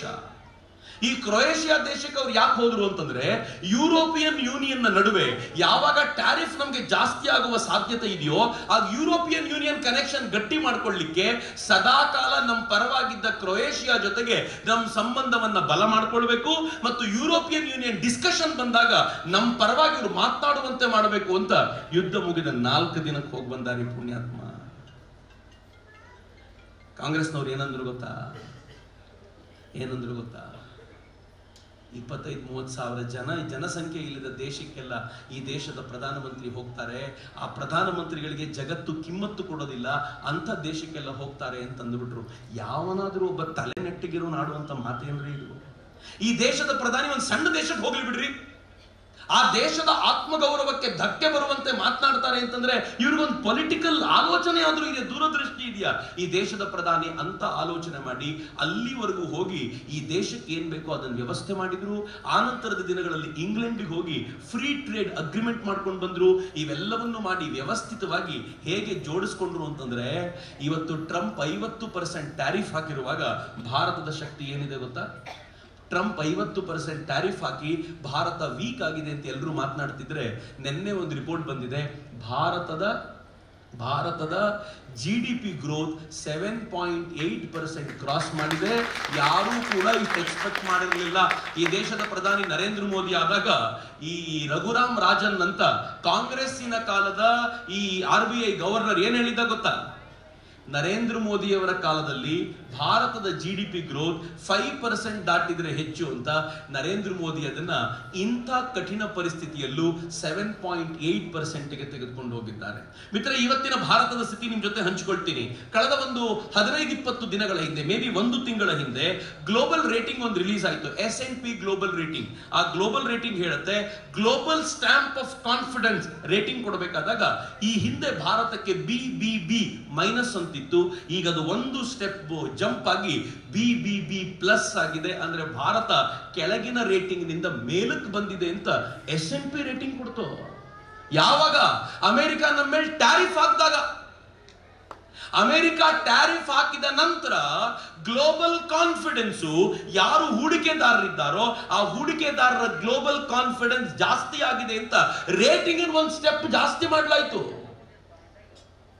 ನಿಮ್ಗೆ ಆಶ್ಚರ್ಯ ಅನ್ಸುತ್ತೆ, ನಿನ್ನೆ ಈ ದೇಶದ ಪ್ರಧಾನಿ ಜಪಾನಿಗೆ ಹೋಗಿದ್ದಾರೆ, ಕ್ಯೋಟೋದಲ್ಲಿದ್ದಾರೆ. ಕ್ಯೋಟೋದಲ್ಲಿದ್ದಾಗ ಅವರು ಹೋಗೋಕ್ಕಿಂತ ಒಂದು ದಿನದ ಮುಂಚೆ ಜಪಾನ್ ಮತ್ತು ಅಮೆರಿಕಾದೊಂದಿಗೆ ಒಂದು ಟ್ರೇಡ್ ಡಿಸ್ಕಷನ್ ನಡಿಬೇಕಿತ್ತು, $550 ಬಿಲಿಯನ್. ಜಪಾನ್ ಏನ್ ಹೇಳ್ತು ಗೊತ್ತಾ? ಅಮೆರಿಕ ಟ್ರಸ್ಟ್ ವರ್ದಿ ಅಲ್ಲ, ವಿಶ್ವಾಸ ಇಡಬಹುದಾಗಿರುವ ರಾಷ್ಟ್ರ ಅಲ್ಲ, ಹೀಗಾಗಿ ಈ ಟ್ರೇಡ್ ಬಗ್ಗೆ ನಾವು ಮಾತನಾಡೋದಿಲ್ಲ. ಸದ್ಯಕ್ಕೆ ಭಾರತದಿಂದ ಪ್ರಧಾನಮಂತ್ರಿ ನರೇಂದ್ರ ಮೋದಿ ಬರ್ತಿದ್ದಾರೆ, ಅವ್ರ ಜೊತೆ ಮಾತುಕತೆ ಆಡ್ತೀವಿ, ಉಳಿದಿದ್ದ ಆಮೇಲೆ ನಿಮ್ ಜೊತೆ ಮಾತಾಡ್ತೀವಿ ಅಂತ ಅಮೆರಿಕಾನ ಸೆಕೆಂಡ್ ಇಟ್ಟು ಭಾರತವನ್ನ ಪ್ರೈಮರಿಯಾಗಿ ಜಪಾನ್ ತಗೊಳತ್ತಲ್ಲ. ಈ ದೇಶ ಗಳಿಸಿರುವಂತ ಗೌರವ ಎಂತದ್ದು ಅಂತ ಇಮ್ಯಾಜಿನ್ ಮಾಡಿ. ಮಿತ್ರ, ಇವತ್ತಿನ ಭಾರತದ ಕೆಪಾಸಿಟಿ ಏನು ಅಂತಂದ್ರೆ, ನಮ್ ಫಾರೆಕ್ಸ್ ರಿಸರ್ವ್ ಎಷ್ಟಿದೆ ಗೊತ್ತಾ? ಫಾರಿನ್ ಎಕ್ಸ್ಚೇಂಜ್ ರಿಸರ್ವ್ ಅಂದ್ರೆ ಏನ್ ಗೊತ್ತಾ? ನಾವು ಎಷ್ಟು ಆಮದು ಮಾಡಿ ರಫ್ತು ಮಾಡ್ತೀವಲ್ಲ, ರಫ್ತು ಜಾಸ್ತಿ ಮಾಡಿದ್ರೆ ನಮ್ಮ ಹತ್ರ ಡಾಲರ್ ಜಾಸ್ತಿ ಉಳಿಯುತ್ತೆ. ಆಮದು ಜಾಸ್ತಿ ಮಾಡಿದ್ರೆ ಅಥವಾ ಆಮದು ಜಾಸ್ತಿ ಮಾಡ್ಕೊಂಡ್ರೆ ನಾವು ಖರ್ಚು ಜಾಸ್ತಿ ಮಾಡ್ತಾ ಇರ್ತೀವಿ ಅಂತ ಅರ್ಥ. ನಾವು ರಫ್ತು ಜಾಸ್ತಿ ಮಾಡಿ ಉಳಿಸಿರುವ ಹಣ $700 ಬಿಲಿಯನ್ ಇದೆ. ನಮ್ಗೆ ಅರ್ಥ ಆಗೋದು ಕಷ್ಟ. $700 ಬಿಲಿಯನ್ ಅಂದ್ರೆ ಎಷ್ಟು ಅಂತ. $700 ಬಿಲಿಯನ್ ಎಷ್ಟು ಅಂದ್ರೆ ಸಿಂಪಲ್ ಆಗಿ ಹೇಳ್ತೀನಿ, ಯುದ್ಧ ನಡೆದು, ಒಂದು ವರ್ಲ್ಡ್ ವಾರ್ ನಡೆದು, ಭಾರತದ ಮೇಲೆ ಜಗತ್ತೆಲ್ಲ ಸ್ಯಾಂಕ್ಷನ್ ಹಾಕಿ ನಾವು ಭಾರತಕ್ಕೆ ಏನೂ ಎಕ್ಸ್ಪೋರ್ಟ್ ಮಾಡೋದಿಲ್ಲ, ಏನೂ ಇಂಪೋರ್ಟ್ ಮಾಡ್ಕೊಳ್ಳೋದಿಲ್ಲ ಅಂತ ಹಠ ಹಿಡಿದು ನಿಂತರೂ 1.5 ವರ್ಷಗಳ ಕಾಲ ಭಾರತ ಯಾರ ಸಹಕಾರವೂ ಇಲ್ಲದೆ ಬದುಕಬಹುದಾಗಿರುವಂತ ಒಂದು ಸಮರ್ಥವಾಗಿರುವ ಶಕ್ತಿಯನ್ನು ಪಡ್ಕೊಂಡಿದೆ. ಪಾಕಿಸ್ತಾನದ ಫಾರೆಕ್ಸ್ ರಿಸರ್ವ್ ಎಷ್ಟು ಗೊತ್ತಾ? ನಮ್ದು $700 ಬಿಲಿಯನ್, ಪಾಕಿಸ್ತಾನದ್ದು $8 ಬಿಲಿಯನ್ ಕಡಿಮೆ. ಕಂಪೇರ್ ಮಾಡ್ಲಿಕ್ಕೆ ಉಂಟಾ ಮಿತ್ರ? ಪಾಕಿಸ್ತಾನ ಲೋನ್ ಕೇಳಿದ ಎಷ್ಟು ಗೊತ್ತಾ? ಯುದ್ಧದ ಟೈಮ್ ನಲ್ಲಿ IMF ಪಾಕಿಸ್ತಾನಕ್ಕೆ ಕೊಟ್ಟ ಲೋನ್ ಎಷ್ಟು ಗೊತ್ತಾ? $2.5 ಬಿಲಿಯನ್. $2.5 billion loan ಕೇಳ್ತು. ಈ ದೇಶದ ಅನೇಕ ಸ್ಟಾರ್ಟ್ಅಪ್ ಗಳಿಗೆ ಶುರುವಾಗ್ತಾನೆ $1 ಬಿಲಿಯನ್ ಅದಕ್ಕೆ ಇನ್ವೆಸ್ಟ್ಮೆಂಟ್ ಬರುತ್ತೆ. ಪಾಕಿಸ್ತಾನಕ್ಕೆ ಲೋನು. ಪಾಕಿಸ್ತಾನದ ಸ್ಥಿತಿ ಅಷ್ಟು ಹೀನ, ದೀನ, ಕೃಪಣ, ದರಿದ್ರ ಸ್ಥಿತಿಗೆ ಹೋಗಿದೆ. ಯಾಕೆಂದ್ರೆ ಈ ದೇಶಕ್ಕೊಬ್ಬ ಸಮರ್ಥ ಪ್ರಧಾನಿ ಮೇಲ್ ಕೂತ್ಕೊಂಡು ಈ ದೇಶವನ್ನ ಕಾಪಾಡಬೇಕು ಅಂತ ನಿಶ್ಚಯ ಮಾಡಿದ್ದಾನೆ. ನನಗಂತೂ ವಿಶ್ವಾಸ ಇದೆ, ನಾವ್ ಎಷ್ಟೇ ನಿದ್ದೆ ಮಾಡಿ ಮಲ್ಕೊಂಡ್ಬಿಟ್ರು ಈ ದೇಶದ ಪ್ರಧಾನಿ ತಾನು ನಿದ್ದೆಯನ್ನ ಕಳ್ಕೊಂಡು ಈ ದೇಶದ ಗಡಿಯನ್ನ ಕಾಪಾಡ್ತಾನೆ, ನನ್ನ ಮತ್ತು ನಿಮ್ಮ ನೆಮ್ಮದಿಯನ್ನ ಕಾಪಾಡ್ತಾನೆ, ನಾವು ಚೆನ್ನಾಗಿ ಬದುಕಲಿಕ್ಕೆ ತನ್ನ ಕೊನೆ ಉಸಿರಿನವರೆಗೂ ಪ್ರಯತ್ನ ಪಡ್ತಾನೆ ಅಂತ. ಆದ್ರೆ ಎಲ್ಲಾ ಜವಾಬ್ದಾರಿಯನ್ನು ಅವನ ಹೆಗಲ ಮೇಲೆ ಹಾಕಿಟ್ಬಿಟ್ಟು ನಾವು ಮಲ್ಕೊಂಡ್ರೆ ಏನು ಉಪಯೋಗ ಅನ್ನೋದೇ ನನಗಿರುವಂತ ದೊಡ್ಡ ಪ್ರಶ್ನೆ. ಈಗ ನಮಗಿರುವ ಪ್ರಶ್ನೆ ಯಾವುದು ನಮ್ಮ ಮುಂದೆ ಅಂತಂದ್ರೆ, ಈ ನಾಡನ್ನ ಕಾಪಾಡಲಿಕ್ಕೆ ನನ್ನ ಮತ್ತು ನಿಮ್ಮ ಜವಾಬ್ದಾರಿ ಏನೂ ಇಲ್ವಾ? ಆಸ್ ಅ ಹಿಂದೂ ನಮ್ಮ ಜವಾಬ್ದಾರಿ ಏನೂ ಮಾಡುವಂಥದ್ದಿಲ್ವಾ? ಹೇಗೆ ನಮ್ಮ ಕಣ್ಣೆದುರಿಗೆ ನಮ್ಮ ಭೂಮಿಯನ್ನ ಕಿತ್ಕೊಂಡು ಹೋಗ್ತಾ ಇದ್ದಾರೆ, ನಾವು ಮಾತನಾಡುವಂತಿಲ್ವಾ? ತೀರಾ ಇತ್ತೀಚೆಗೆ ಧರ್ಮಸ್ಥಳದ ಪ್ರಕರಣವನ್ನ ನಾವು ನೋಡ್ತಾ ಇದ್ದೀವಿ. ಏನ್ ಮಾಡಿಬಿಟ್ರಲ್ಲ ಕಣ್ಣೆದುರಿಗೆ. ದಿನ ಬೆಳಗಾದ್ರೆ ಒಂದು ಸುಳ್ಳನ್ನು ಹೇಳಿದ್ರು, AI ವಿಡಿಯೋ ಮಾಡಿದ್ರು, ನಾವು ಹೆಂಗ್ ನಂಬಿದ್ವಿ ಗೊತ್ತಾ? ನಾನು ಹೇಳ್ತಿದ್ದೆ, ಅವ್ನು ಸಮೀರ್ ಮುಲ್ಲಾ ಕಂಡ್ರೋ, ಅವನು AI ವಿಡಿಯೋ ಮಾಡಿದ ನಂಬೇಡ್ರೋ ಅಂತ ಕೇಳಿದ್ರು. ಏನ್ರಿ, ಒಂದು ಹೆಣ್ಣು ಮಗಳ ಬದುಕಿನ ವಿಚಾರದಲ್ಲಿ ಹಿಂದೂ ಮುಸ್ಲಿಂ ನೋಡ್ತೀರ, ಕಪಾಳ ಕೊಡಿಬೇಕು ಅನಿಸ್ತಿತ್ತು ನನಗೆ. ಯಾಕೆ ಕಪಾಳ ಕೊಡಿಬೇಕು ಅನಿಸ್ತಿತ್ತು ಗೊತ್ತಾ? 2023 ರಾಯಚೂರಿನಲ್ಲಿ ಮಸೀದಿ ಒಳಗೆ ಒಂದು ರೇಪ್ ಆಯ್ತು. 2024 ಅವ್ರ ತಂದೆ ತಾಯಿಗೆ ಕಂಪ್ಲೇಂಟ್ ಕೊಡ್ಲಿಕ್ಕೆ ಬಿಡ್ಲಿಲ್ಲ. ರೇಪ್ ಮಾಡಿದೊಬ್ಬ ಮೌಲ್ವಿ. ಅವ್ರ ಅವ್ರ ತಂದೆ ತಾಯಿ ನಮ್ಮ ಬೆಂಗಳೂರಿನ ಒಬ್ಬ ಹೋರಾಟಗಾರನ ಕೈಲಿ ವಿಡಿಯೋ ಕೊಟ್ಟು ಏನಾದ್ರು ಮಾಡ್ರಪ್ಪ ಅಂತ ಕೇಳಿದಾಗ ಅವ್ನು ವಿಡಿಯೋ ಪೋಸ್ಟ್ ಮಾಡಿದ. ಆ ಪೋಸ್ಟ್ ಮಾಡಿದ ನಂತರ ಸುದ್ದಿ ದೊಡ್ಡದಾಗಿ ಕೊನೆಗೆ ಪೊಲೀಸರು ಅಲ್ಲಿಗೆ ಹೋಗಿ ಸುಮೋಟೋ ತೆಗೆದುಕೊಂಡು ಅವ್ರ ತಂದೆ ತಾಯಿನ ಕರ್ಕೊಂಡ್ಬಂದು ಅವನನ್ನ ಹಿಡಿಬೇಕಾದಂತ ಪರಿಸ್ಥಿತಿ ಬಂತು. ಒಂದು ದಿನ ಮುಲ್ಲಾ ಮಾತಾಡ್ಲಿಲ್ಲ ಸಮೀರ್ ಮುಲ್ಲಾ. ಚಿಕ್ಕಬಳ್ಳಾಪುರದಲ್ಲಿ 6 ವರ್ಷದ ಹೆಣ್ಣು ಮಗಳಿಗೆ ಚಾಕ್ಲೇಟ್ ತಿನ್ನಿಸ್ತೀನಿ ಅಂತ ಮಾಸ್ಗೆ ಕರ್ಕೊಂಡು ಹೋಗಿ ರೇಪ್ ಮಾಡಲಾಯ್ತು. ಡಾಕ್ಯುಮೆಂಟೆಡ್ ಮಾತ್ರ ಮಾತಾಡ್ತಿದ್ದೀನಿ ನಾನು. ಬೆಂಗಳೂರಿನ ಹೆಗಡೆ ನಗರದಲ್ಲಿ ಅಸಾಲ್ಟ್ ಕೇಸ್ ಇದೆ. ಅವ್ರು ಯಾರು ಹೆಣ್ಮಕ್ಳು ಅಲ್ವೇ ಅಲ್ವಾ? ಸಮೀರ್ ಮುಲ್ಲಾ, ನಿನಗ್ಯಾಕಪ್ಪ ಇಷ್ಟೊಂದು ಟೆನ್ಷನ್ ಬಂತು? ನೀನ್ ಎಲ್ರ ಬಗ್ಗೆನೂ ಮಾತನಾಡಿದ್ರೆ ಇದ್ರ ಬಗ್ಗೆ ಅರ್ಥ ಇತ್ತು. ಇದ್ಯಾಕೆ ಹಿಂಗೆ? ಯಾರು ಪ್ರಶ್ನೆ ಮಾಡ್ಲಿಲ್ಲ. ನಾವ್ ಎಷ್ಟು ಒಳ್ಳೆ ಜನ ಅಂತಂದ್ರೆ, ನಮ್ಮವ್ರ ಮೇಲೆ ಒಂದ್ ಸಣ್ಣ ಆರೋಪ ಬಂತು ಅಂತಂದ್ರೆ ಅದು ಸತ್ಯನೋ ಸುಳ್ಳು ಅಂತ ಯೋಚನೆ ಮಾಡೋದಿಲ್ಲ, ಮೊದಲು ದೂರ ಇಟ್ಟುಬಿಡಿ ಅಂತ. ಏನ್ರ ಹಿಂಗ್ ಮಾಡಿದ್ರೆ ಮೊದಲು ದೂರ. ಯಾರು ದೂರ ಇಟ್ಟಿದ್ದು? 55 ವರ್ಷಗಳ ಕಾಲ ಈ ಸಮಾಜಕ್ಕೋಸ್ಕರ ತಮ್ಮಂತಾವ್ ಸವೆದುಕೊಂಡವರು. ನನಗೆ ಆಶ್ಚರ್ಯ ಅನ್ನಿಸ್ತು. ನಮ್ಮಲ್ಲೇ ಅನೇಕರು ಕೇಳಿದ್ರು, ವೀರೇಂದ್ರ ಹೆಗಡೆ ಅವರು ಜೈನರು, ಶಿವನ ದೇವಸ್ಥಾನ. ಅಬಾ ಬಾ ಬಾ ಬಾ, ಅವ್ರು ಜೈನರು ಅಂತ ಇವತ್ತೇ ಗೊತ್ತಾಗಿದ್ದ ನಿಮ್ಗೆ? ವೀರೇಂದ್ರ ಹೆಗಡೆ ಅವರು ಪಾಳು ಬಿದ್ದ 400ಕ್ಕೂ ಹೆಚ್ಚು ಮಂದಿರಗಳನ್ನ ತಮ್ಮ ಧರ್ಮೋತ್ಥಾನ ಟ್ರಸ್ಟ್ ನ ಮೂಲಕ ಪುನರುದ್ಧಾರ ಮಾಡಿಸಿದ್ದಾರೆ, ಜೀರ್ಣೋದ್ಧಾರ ಮಾಡಿಸಿದ್ದಾರೆ. ಆವಾಗ ಜೈನರಾಗಿರ್ಲಿಲ್ವಾ? 2015ರಿಂದ 2025ರವರೆಗೆ 10 ವರ್ಷಗಳಲ್ಲಿ 12,000 ಮಂದಿರಗಳಿಗೆ 175 ಕೋಟಿ ರೂಪಾಯಿ ದೇಣಿಗೆ ಕೊಟ್ಟಿದ್ದಾರೆ. ಆವಾಗ ಜೈನರು ಅನ್ನಿಸ್ಲಿಲ್ವಾ? ಈಗ ಜೈನರ ನಾವು ಎಷ್ಟು ವೀಕ್ರಿ. ಯಾರೋ 4 ಜನ ಆಯ್ತಪ್ಪ, 55 ವರ್ಷಗಳ ಕಾಲ ಕೆಲಸ ಮಾಡಿದ ಒಬ್ಬ ವ್ಯಕ್ತಿಯ ಬಗ್ಗೆ ಆರೋಪ ಮಾಡಿದವರು ಕನಿಷ್ಠ ಪಕ್ಷ 5 ವರ್ಷ ಸಮಾಜಕ್ಕೋಸ್ಕರ ದುಡಿದಿದ್ದಾರಾ? ಕನಿಷ್ಠ ಪಕ್ಷ 5 ದೇವಸ್ಥಾನಗಳ ಉದ್ಧಾರಕ್ಕೋಸ್ಕರ ತಮ್ಮಂತ ಸವೆಸಿಕೊಂಡಿದ್ದಾರಾ? ಕನಿಷ್ಠ ಪಕ್ಷ 5 ಜನರ ಬದುಕಿನಲ್ಲಿ ಬೆಳಕು ತರುವಂತ ಪ್ರಯತ್ನ ಮಾಡಿದ್ದಾರೆ. ಏನೂ ಇಲ್ಲದ ವ್ಯಕ್ತಿಗಳು ಕೂತ್ಕೊಂಡು ಮಾಡಿದ ಆರೋಪವನ್ನ ನಾವು ಮೊಬೈಲ್ ಅಲ್ಲಿ ನೋಡ್ಕೊಂಡು ಒಪ್ಪಿಕೊಂಡು ಇದ್ರೂ ಇರ್ಬೋದೇನಪ್ಪ ಅಂದ್ವಿ. ಯಾವನೊಬ್ಬ ಆಕ್ಟರ್ ಬಂದ, ಇನ್ನು ಮುಂದೆ ನಾನು ಧರ್ಮಸ್ಥಳಕ್ಕೆ ಹೋಗೋದೇ ಇಲ್ಲ, ಅಬಾಬಾಬಾ. ನಂಗೆ ಬಹಳ ಬೇಜಾರು ಅನ್ಸತ್ರಿ. ನಾನು ಕಳೆದ ಅನೇಕ ದಿನಗಳಿಂದ ಇನ್ಫ್ಯಾಕ್ಟ್ ಹೆಲ್ತ್ ಕೆಟ್ಟೋಗೋಷ್ಟ್ರ ಮಟ್ಟಿಗೆ ನಾನು ಭಾವುಕನಾಗ್ಬಿಟ್ಟೆ. ಯಾಕೆ ಅಂತಂದ್ರೆ 55 ವರ್ಷಗಳ ಕಾಲ ಕೆಲಸ ಮಾಡಿದ, ಹಿಂದೂ ಧರ್ಮದ ಉನ್ನತಿಗೋಸ್ಕರ ಕೆಲಸ ಮಾಡಿದ ಒಬ್ಬ ವ್ಯಕ್ತಿಯನ್ನ ಸಾರಾಸಗಟಾಗಿ ರಿಜೆಕ್ಟ್ ಮಾಡಿ 2 AI ವಿಡಿಯೋ ನೋಡ್ಕೊಂಡು ರಿಜೆಕ್ಟ್ ಮಾಡೋ ನಾವು, ದನ ಹಿಡಿದು ಬಂದ ನಮ್ಮ ಹುಡುಗರು ನಾವು ಹಿಂದುತ್ವಕ್ಕೋಸ್ಕರ ಒಳ್ಳೆ ಕೆಲಸ ಮಾಡಿದೀವಿ ಅಂದ್ರೆ ಅಪ್ಪಿಕೊಂಡು ಹಾರ ಹಾಕ್ತೀರಾ? ನೀವೆಲ್ಲ ರೌಡಿಗಳು ಅಂತ ಓಡಿಸೋದಿಲ್ವಾ? ನಾವು ಇಷ್ಟು ವೀಕಾ? ಅಲ್ಲಿ ನಿಂತ್ಕೊಂಡು ಈ ದೇಶದ ಪ್ರಧಾನಿ ರಾಮ ಮಂದಿರ ಆಗಬೇಕು ಅಂತ ಕನಸು ಕಟ್ಟಿ ಅದನ್ನ ನಿರ್ಮಾಣ ಮಾಡ್ಕೊಳ್ತಾನೆ. ಆ ಕಡೆ ಉತ್ತರ ಪ್ರದೇಶದ ಮುಖ್ಯಮಂತ್ರಿ ಒಂದು ದಿನ ಮಥುರಾ ಕೊಡಿಸ್ತೀನಿ ನಾನು ಅಂತ ಹಠ ಹಿಡಿದು ನಿಂತಿದ್ದಾರೆ. ನಾವು ನೋಡಿದ್ರೆ ಇಲ್ಲಿ ಜೊತೆಲಿ ನಿಂತ್ಕೊಳಕ್ ತಯಾರಿಲ್ವಲ್ಲ. ಎಷ್ಟು ವೀಕ್ ಆಗ್ಬಿಟ್ಟಿದೀವಿ ನಾವು. ವಿಜಯ್ ಸಿಂಧೂರ್ನ ಬಗ್ಗೆ ಮಾತಾಡಬೇಕಾದ್ರೆ ಹೆಮ್ಮೆ ಅನ್ಸುತ್ತೆ. ಶಬಾಷ್, ನಮ್ಮ ಸೈನಿಕರು ಏನ್ ಮಾಡಿದ್ರು. ನಮ್ಮ ಸೈನಿಕರು ಹೀಗೆ ಅನುಮಾನವನ್ನ ವ್ಯಕ್ತಪಡಿಸಿಕೊಂಡು ಯುದ್ಧಕ್ಕೆ ಹೋಗೋಕ್ಕಿಂತ ಮುಂಚೆ ನಾನು ಯುದ್ಧಕ್ಕೆ ಹೋಗೋದಿಲ್ಲ, ಪಾಕಿಸ್ತಾನಿಯರು ಒಳ್ಳೆಯವರು ಇರ್ಬೋದೇನೋ ಅಂತ ಅನುಮಾನ ವ್ಯಕ್ತಪಡಿಸಿದ್ರೆ ನಾನು ನೀವು ಬದುಕೋದಿಲ್ಲ ರೀ.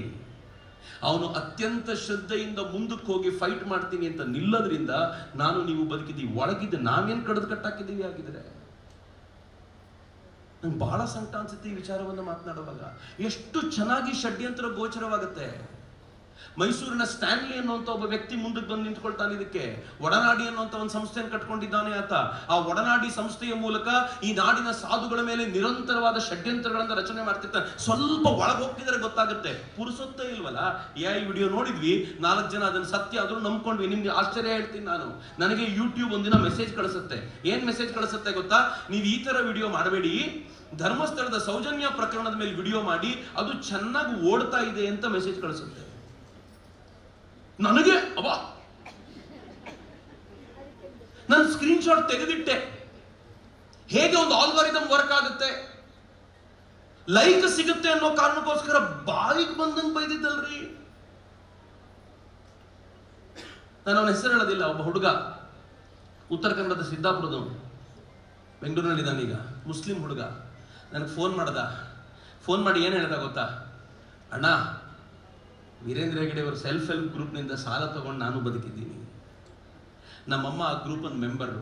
ನಾನು ಓದಿರೋದು ಅದೇ ದುಡ್ಡಿನಲ್ಲಿ. ನಂಗೆ ಭಾಳ ಸಂಕಟ ಅನಿಸುತ್ತೆ. ಆದರೆ ಹಿಂದೂಗಳ ಮೇಲೆ ನಾಚಿಕೆನೂ ಆಗಿದೆ ನನಗೆ.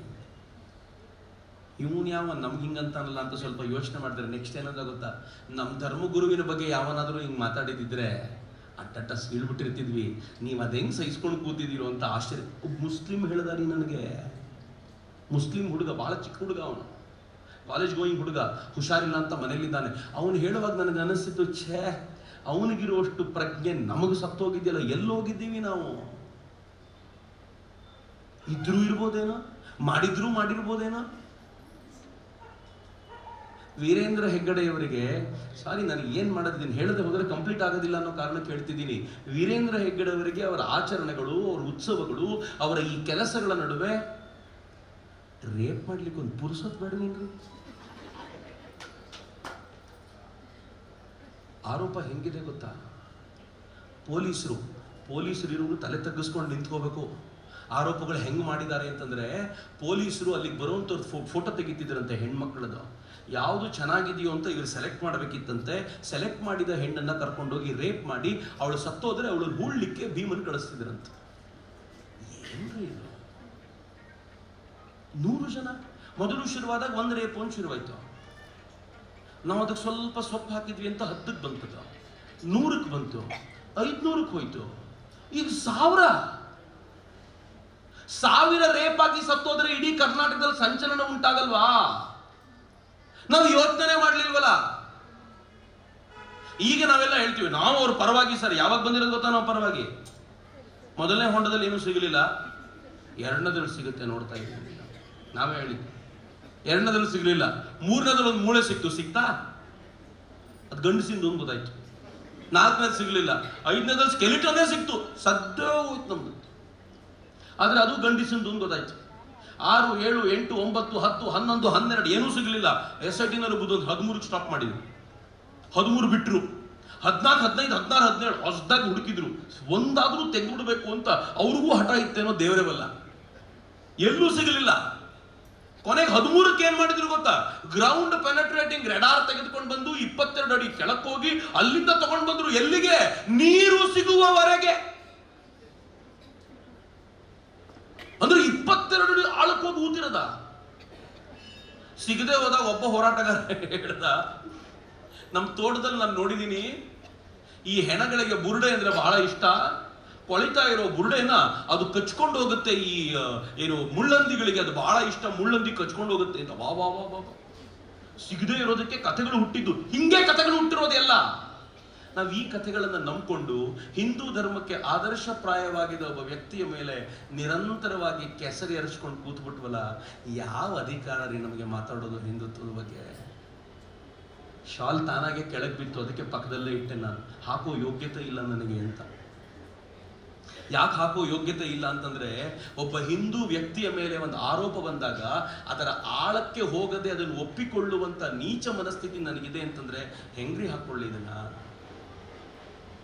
ನಾನು ಒಂದೇ ಒಂದು ವಿನಂತಿ ಮಾಡ್ಕೊಳ್ತೀನಿ ಮಿತ್ರರೇ, ಈ ದೇಶದ ಪ್ರಧಾನಿ ಈ ದೇಶವನ್ನು ರಕ್ಷಿಸ್ತಾರೆ, ಐ ಹ್ಯಾವ್ ನೋ ಪ್ರಾಬ್ಲಮ್. ಅವ್ರು 100% ಮಾಡ್ತಾರೆ.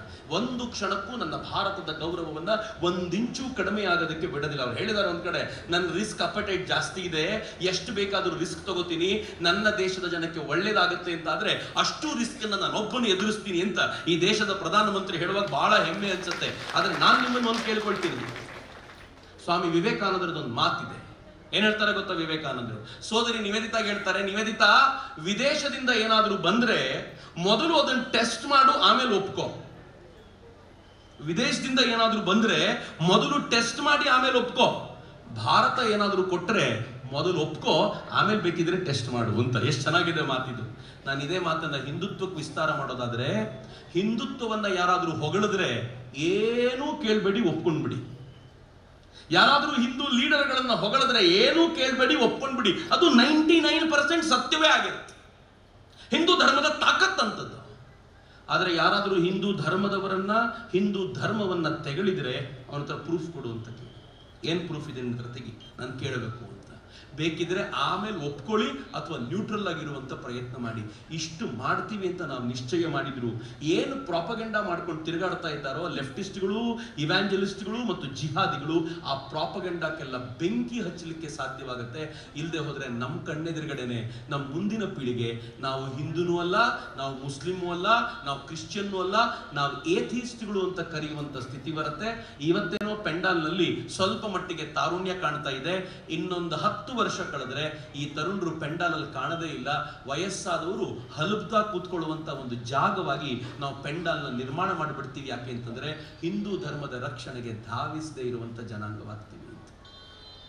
ಸದ್ಗುರುವಿನ ಮೇಲೆ ಆರೋಪ ಎಂತದ್ದು ಮಾಡಿದ್ರು ಗೊತ್ತಾ? ಸದ್ಗುರು ಕಿಡ್ನಿ ಮಾರ್ಕೊಂಡು ತಿಂತಾರೆ ಎಂದು. ಸದ್ಗುರುನ ಯಾರೋ ಪತ್ರಕರ್ತ ಕೇಳಿದ, ವಿದೇಶಿ ಪತ್ರಕರ್ತ, ನೀವು ಕಿಡ್ನಿ ವಿದೇಶಕ್ಕೆ ಎಕ್ಸ್ಪೋರ್ಟ್ ಮಾಡ್ತೀರಾ ಅಂತ ಕೇಳಿದ್ರೆ ಸದ್ಗುರು ಏನ್ ಹೇಳಿದ್ರು ಗೊತ್ತಾ? ಎಕ್ಸ್ಪೋರ್ಟ್ ಹೆಂಗ್ ಮಾಡ್ಲಿ, ನನಗೆ ಬೆಳಗ್ಗೆ ಬ್ರೇಕ್ಫಾಸ್ಟ್ಗೆ ಸಾಕಾಗಲ್ಲ ಇಷ್ಟು ಕಿಡ್ನಿಗಳು, ನಾನು ತಿಂದು ಉಳಿದ್ರೆ ಎಕ್ಸ್ಪೋರ್ಟ್ ಮಾಡೋದು ಅಂದ್ರು. ಈ ತರ ಯಾಕೆಂದ್ರೆ ನಾವು ತುಂಬಾ ವೀಕ್ ಆಗಿದ್ದೀವಿ ಅನ್ನೋ ಕಾರಣಕ್ಕೋಸ್ಕರ ಮಿತ್ರ, ನಾನು ನಿಮ್ಮನ್ನು ಕಳಕಳಿಯಿಂದ ಕೇಳ್ಕೊಳ್ತೀನಿ, ಈ ವೀಕ್ನೆಸ್ ಅನ್ನ ಝಾಡಿಸಿ ಒಗೆದು ನಾವು ಹಿಂದುತ್ವಕ್ಕೋಸ್ಕರ ಬಲವಾಗಿ ನಿಲ್ಲುವಂತ ಕಾಲ ಬಂದಿದೆ. ಗಡಿಯನ್ನ ಈ ದೇಶದ ಸೈನಿಕರು ಕಾಪಾಡ್ತಾರೆ. ಗಡಿ ಒಳಗೆ ನಾನು ಮತ್ತು ನೀವು ಸೈನಿಕರಾಗಿ ಈ ಧರ್ಮವನ್ನ, ರಾಷ್ಟ್ರವನ್ನ ಕಾಪಾಡೋದಕ್ಕೆ ಕಟಿಬದ್ಧರಾಗಿರಬೇಕು ಅಂತ ನಾನು ಅತ್ಯಂತ ಕಳಕಳಿಯಿಂದ ಪ್ರಾರ್ಥಿಸಿ ನನ್ನ ಮಾತನ್ನ ತಾಯಿ ಭಾರತಕ್ಕೆ ಸಮರ್ಪಿಸ್ತೇನೆ. ಎಲ್ಲರೂ ಒಂದ್ಸಲ ಉಚ್ಚ ಕಂಠದಲ್ಲಿ ಭಾರತ್ ಮಾತೆಗೆ ಜೈಕಾರ ಕೊಡಿ. ನನ್ನ ಜೊತೆ ಎರಡೂ ಕೈಗಳನ್ನ ಗಾಳಿಗೆ ಬೀಸಿ ಜೈಕಾರ ಕೊಡಿ. ಬೋಲೋ ಭಾರತ್ ಮಾತಾ ಕಿ, ಭಾರತ್ ಮಾತಾ ಕಿ, ವಂದೇ ವಂದೇ ಜೈ.